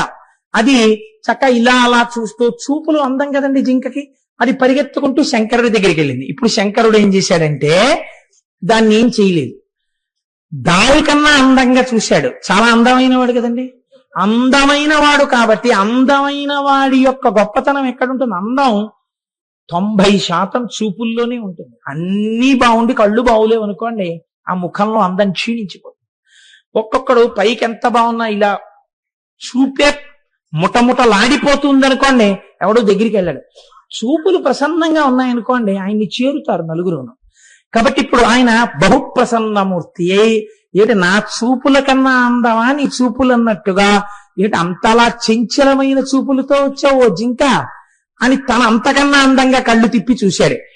చూస్తే జింక అనుకుందిట, నేను ఇన్నాళ్ళు కళ్ళు తిప్పింత అందంగా చూసేదాన్ని నేనేని లోకంలో చెప్పుకున్నారు, నాకన్నా అందంగా కళ్ళు తిప్పి చూసేవాడు ఉన్నాడు, వీడి దగ్గర ఎలా చూడాలో నేర్చుకుందామని ముఖం ఎత్తి చూపులు నిలబడిపోయి ఆయన కదులుతున్న చూపులు చూస్తే ఇప్పుడు ఆయన ఏం చేశాడు, టక్కున కోడిపెట్టని పట్టుకున్నట్టు తన వంక నేర్చుకోవాలని చూసింది. చిన్న భావన సత్వమైంది, చంపలేదు. టక్కన దాన్ని 4 కాళ్ళని పట్టుకుని ఇలా పైకెత్తో చేత్తో పట్టుకున్నాడు. మీరు చెప్తున్నారు కదండి రోజు, ధవలవపుషం ఇందోమండలేసన్నివిష్టం భుజగవలయహారం భస్మదిగ్ధాంగమీశం మృగల పరశుపాణిం. ఒక చేతిలో ఆ లేడిని పట్టుకున్నాడని చెప్తున్నారు కదా, అదే ఈ లేడి, దారుకావనంలో పట్టుకున్న లేడే ఆ లేడి. ఇప్పుడు ఆ లేడిని పట్టుకున్నాడు. ఇప్పుడు ఈ లేడి ఏం చేస్తోంది, 4 కాళ్ళు పట్టుకున్నా గింజుకోవాలి, గింజుకుని దూకేద్దామని చూడాలి. అది అలా చేయట్లేదుట, అది అలాగే ఉండిపోయింది చేతిలో. ఆయన కళ్ళ వంక అలా చూస్తోంది. అబ్బా ఎంత బాగా కదులుతున్నాయో కళ్ళని. అప్పటి నుంచి ఇప్పటి వరకు అది శాశ్వతత్వాన్ని పొందేసింది. ఎలా పొందేసింది? కింద పెద్ద పులుంది, అమ్మవారి వాహనం, దానికి భయం లేదు. ఎందుకు భయం లేదు? శంకరుడి చేతిలో ఉంది. శంకరుడి చేతిలో ఉన్న ఏనుగులో ఎందుకు పేలిపోలేదు? శంకరుడి చూపులు చూడడంలో మగ్నం అయిపోయి ఆనందాన్ని పొందుతూ ఆయన్ని చూస్తోంది. అలా చూస్తోంది కనుక శంకరుడు దాని జోలికి వెళ్ళలేదు, అలా చేత్తో పట్టుకున్నాడు. ఇందులో చాలా రహస్యాలు ఉంటాయండి. అందుకే హృదయ కమల మధ్య సంతతం చింతయామి అంటారు. ఆ జింకని పట్టుకున్నాడు. ఇప్పుడు వాళ్ళు ఏం చేశారు?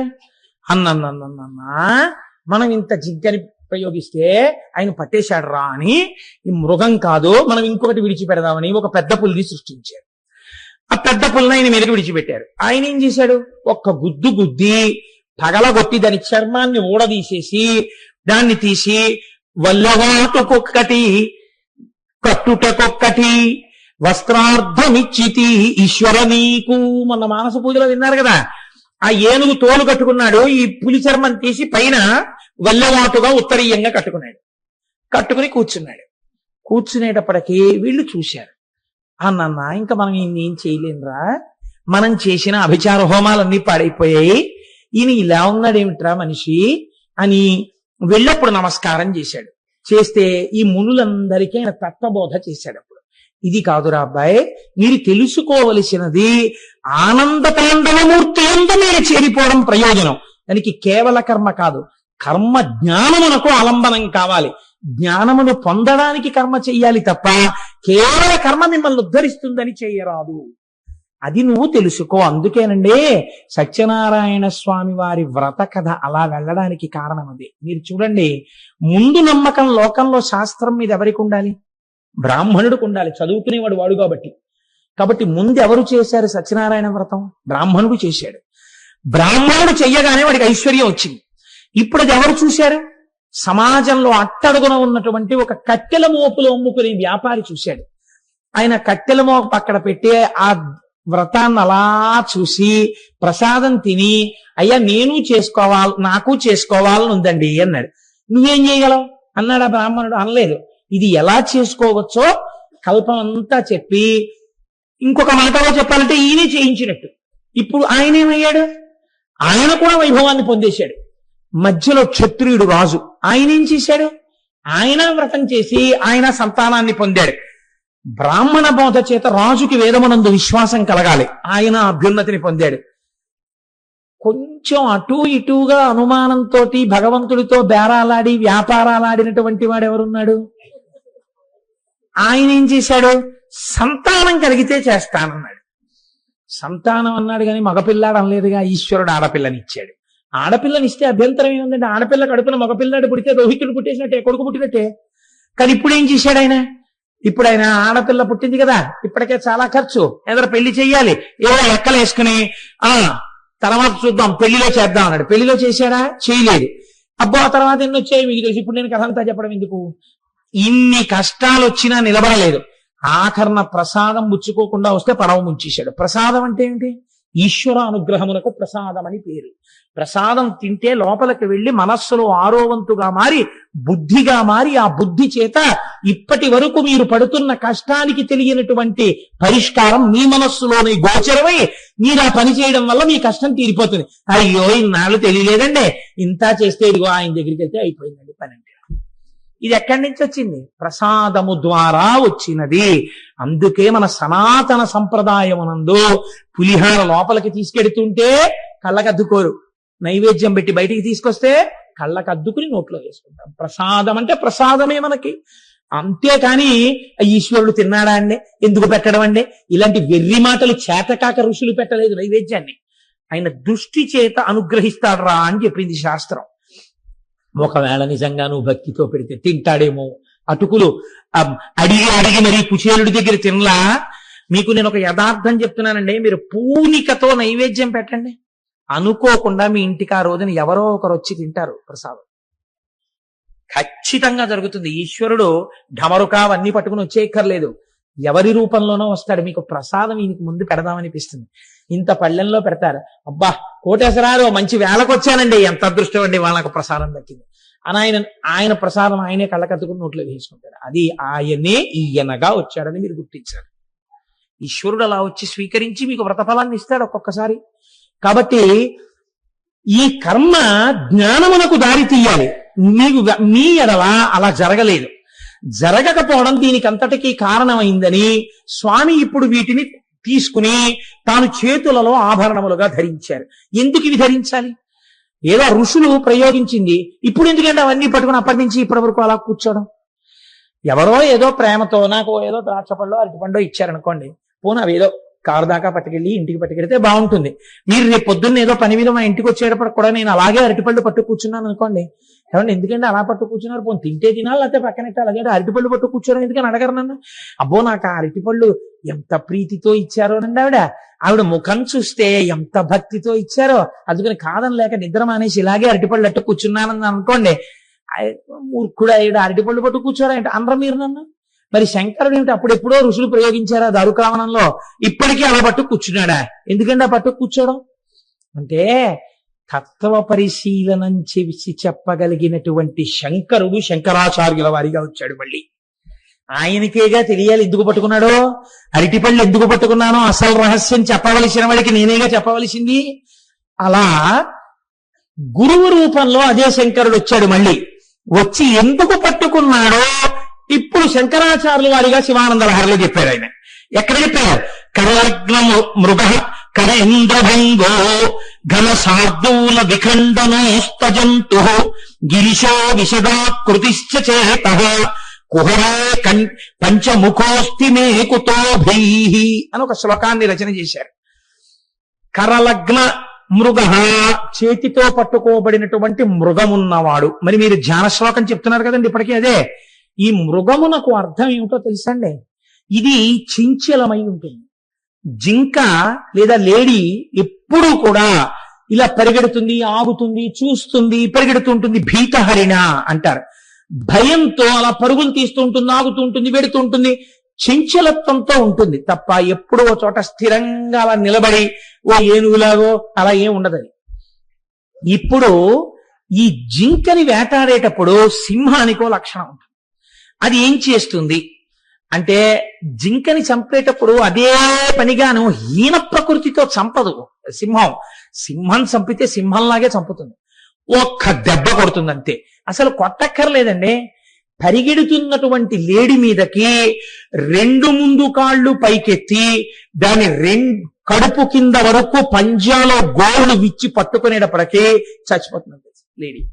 మీద సింహం పడిపోయిందని తెలియగానే ఇప్పుడు అది ఏం చేస్తుందంటే తన నోట కరుచుకుని చేత్తో ఎత్తినట్టుగా పట్టుకుని రెండు చేతులతో ఎత్తుతో గుహలోకి ఈడ్చుకుపోతుంది. ఈశ్వర, మీరు ఒక సింహమై ఆ మృగమును పట్టియున్నారు. కరీంద్రభంగో, సింహము ఏనుగుని ఎలా చంపుతుందో అలా మీరు ఒక ఏనుగుని చంపారు. ఘన శార్దూల విఖండనోస్త జంతు, మీరు ఒక పెద్ద పులిని సింహం ఎలా చంపుతుందో అలా చంపి దాని తోలు తీసి కట్టుకున్నారు.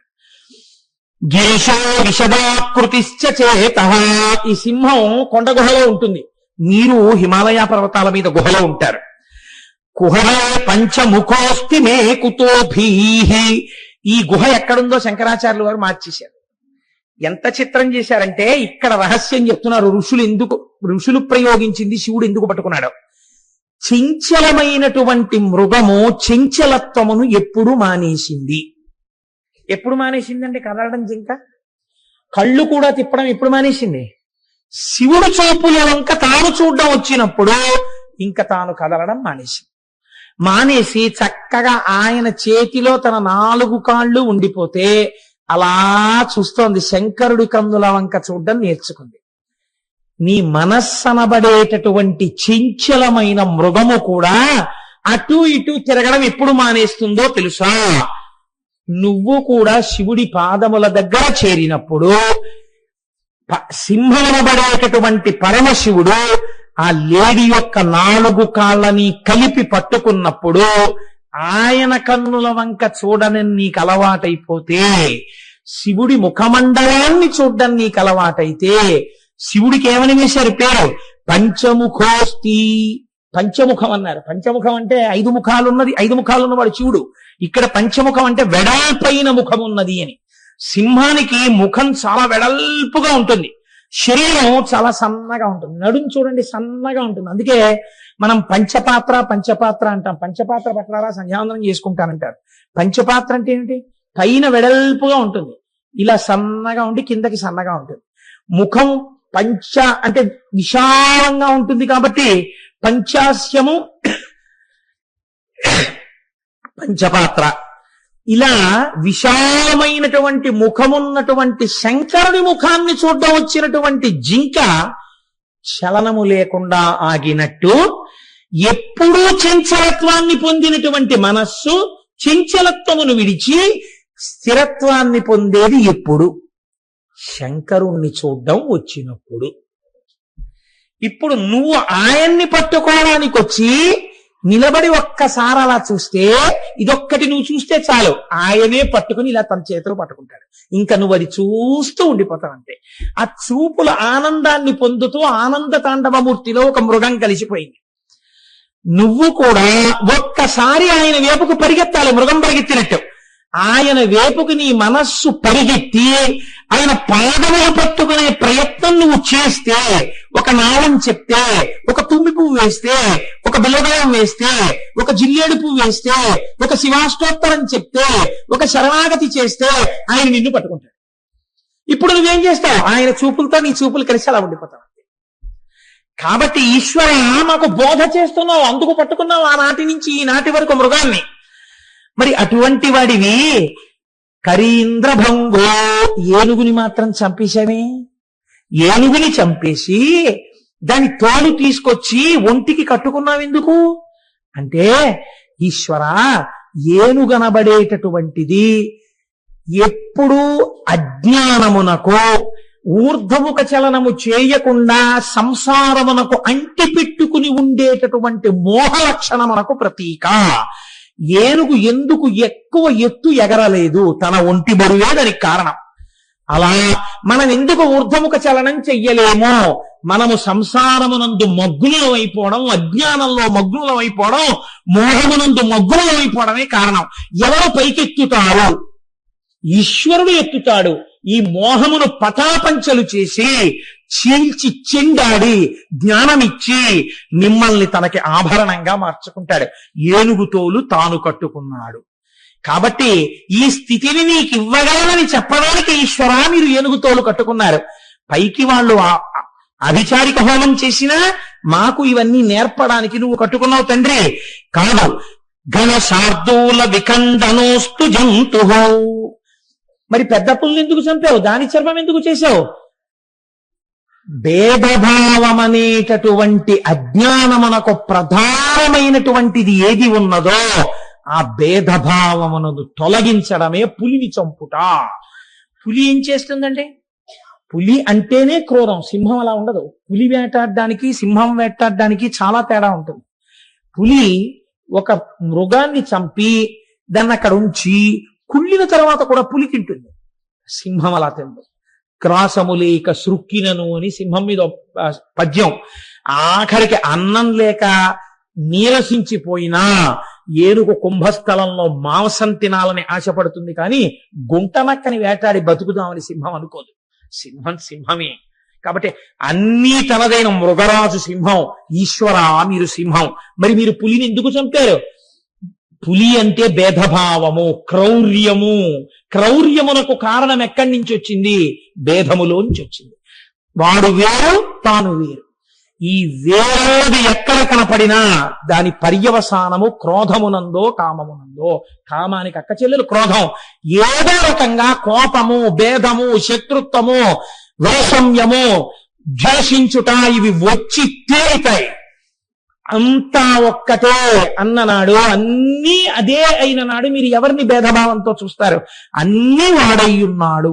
ఈ అన్నీ వాడయ్యున్నాడన్న పరమసత్యాన్ని చెప్పడం, దాన్ని చంపి తోలు ఊడదీసి తాను కట్టుకోవడం, ఇప్పుడు అది పవిత్రమైపోయింది. ఈ భేదభావాన్ని నిర్మూలించడం, పులిని చంపడం. అటువంటి వాడివి ఆ సింహం ఎక్కడ పడుకుంది? పర్వత గుహలో పడుకుంది. నువ్వెక్కడ పడుకున్నావు? ఈశ్వర నీవు కూడా పర్వత గుహలో పడుకుంటావు. నువ్వు పడుకున్నటువంటి పర్వత గుహ ఎక్కడున్నదో తెలుసా? ఇక్కడే నా హృదయం అనబడేటటువంటి పర్వత గుహ యందు నీవు పడుకుని ఉన్నావు. పడుకుని నువ్వు నోరు తెరిచి ఇలా 2 పాదాలు ముందుకేసి నువ్వు నోరు తెరిచి నాల్క జాపి నువ్వు అలా చూస్తూ ఉంటే ఈ పులి కాని, ఈ మృగం కాని, ఈ ఏనుగు కాని ఇవి ఏమైనా పనికొస్తాయా? పంచముఖోస్తి మే కుతో భీహి. ఇంకా నాకు భయం ఎందుకు? ఇప్పుడు నాకు భయం ఎక్కడుంది? ఇప్పుడు నాకు భయం లేదు. ఏమిలో ఉన్నదొక్కటే పదార్థం, ఏకమేవా అద్వితీయం బ్రహ్మ, పూర్ణమైన అద్వైత స్థితి. కాబట్టి ఇప్పుడు భయం ఎందుకు? ఈశ్వరుడు ఇక్కడే ఉన్నాడు. ఈ పూనికకి ఆలంబనం ఎక్కడ కుదరాలి? భక్తి ఎందు కుదరాలి. హరుడిగా పాప విమోచనానికి మీరు ఆయన పాదాలు పట్టుకోవాలి. ఈ పాదాలు పట్టడం కూడా మనకి చేత కాదని ఎంత వ్యంగ్యధ్వనితో నేర్పారండి శంకరాచార్యులు వారు.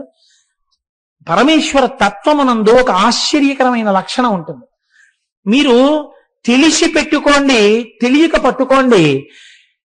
ఒక కర్పూరం ప్యాకెట్ మీరు జేబులో వేసుకున్నారు, అది చాలాసేపు మీ జేబులో ఉంది. తర్వాత కర్పూరం ప్యాకెట్ తీసేశారు, కానీ ఈ జేబులోంచి ఏ వాసన వస్తుంది? కర్పూరం వాసనే వస్తుంది. అలాగే మీరు తెలిసి పట్టుకోండి, తెలియక పట్టుకోండి, ఈశ్వరుడు మీకు ఏది నశించదో దాన్ని ఇచ్చే ప్రయత్నమే చేస్తాడు ఇప్పుడు.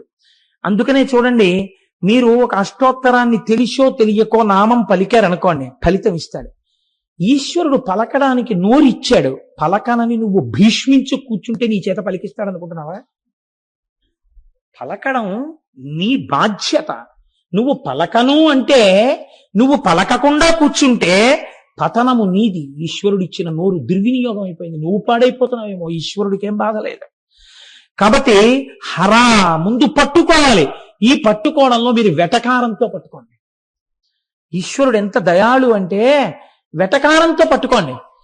తెలియదు, తండ్రి మహానుభావుడు అన్న విషయం తెలియక్కర్లేదు. తెలియకుండా పసిపిల్లవాడు ఏం చేశాడు?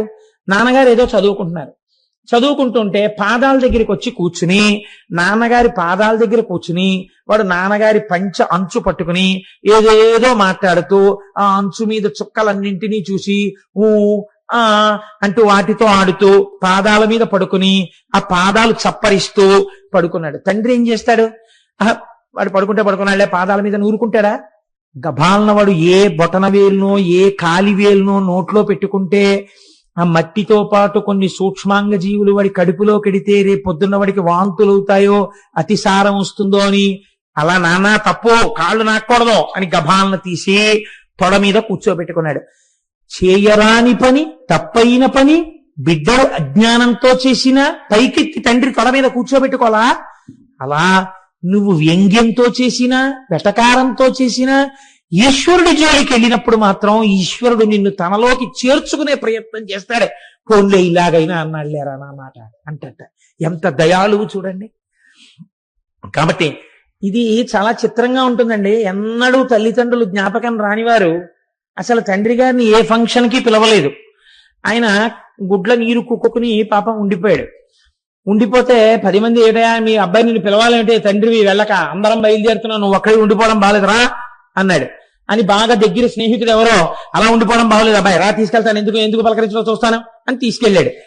ఈయనతో కలిసి ఈయన కారు దిగి లోపలికి వస్తుంటే ఈయన ఏమైనా అనుకుంటాడేమోనని తండ్రిని చూసి, నాన్నగారు ఏమిటండో పిలవకపోయినా వచ్చారు, బాగున్నారా అన్నాడు కొడుకు. ఈ మాటకి తండ్రి ఏమంటాడో తెలుసా అండి? పిలవకపోయినా వచ్చారా అన్నాడు అనుకోడు. ఫోన్లేరా బాబు, ఇన్నాళ్ళకి ఎన్నాళ్ళయిందో వాడు నాన్నగారండి అని పిలవడం విని, నాన్నగారు వచ్చారా అన్నాడు రా వాడి నోటితో. చాలా ఎన్నాళ్ళయిందిరా వాడు ఆ పిలుపు నాన్నగారు అని పిలిస్తే, నన్ను ధన్యుణ్ణి చేశావురా తీసుకెళ్లినందుకు. ఎలా అంటే అన్నయ్య వాడు నాన్నగారు అని పిలిచి, నేను చూసి ఎన్నాళ్ళయిందిరా, ఇన్నాళ్ళకి విన్నాను రా, చాలు నేను వచ్చినందుకు అంటాడు. ఇది ఎందుకు వచ్చింది? తండ్రి హృదయం, ఈశ్వర హృదయం అంతే. ఇదైనా మనకి చేత కాదేమో అని శంకరాచార్యులు వారు ఈ స్థాయిలో కూడా మాట్లాడే ప్రయత్నం చేశారు. కనీసం ఈ వెటకారాన్ని ఇంటికెళ్ళి చెప్పుకుంటారేమో, శంకరాచార్యులు వారు ఇలా వెటకారం ఆడారని. ఎవరు శంకరాచార్యులు వారు? శంకరుడే. కాబట్టి తనని తానే వెటకారం ఆడుకుంటే మనము వెటకారం ఆడితే ఆ వెటకారం వినైనా పోన్లే నన్ను తలుచుకున్నాడని పొంగిపోయి శంకరుడు వాళ్ళని దగ్గరికి లాగుతాడని వెటకార ధ్వనితో కూడిన నిందాస్తుతి కూడా చేశారండి మహానుభావుడు. అశనంగరళం ఫణీకలాపో వసనం చర్మచ వాహనం మోక్ష మమ దాస్యసి కిమస్తి శంభో తవ పాదాంబుజ భక్తిమేవ దేహి. శంకరాచార్యులు వారే పరమశివుడి దగ్గర కూర్చున్నట్టు నేను చెప్తుంటాను కదా, ఒక నాటకీయ సన్నివేశాన్ని సృష్టించడంలో శంకరాచార్యుల వారే సాటి.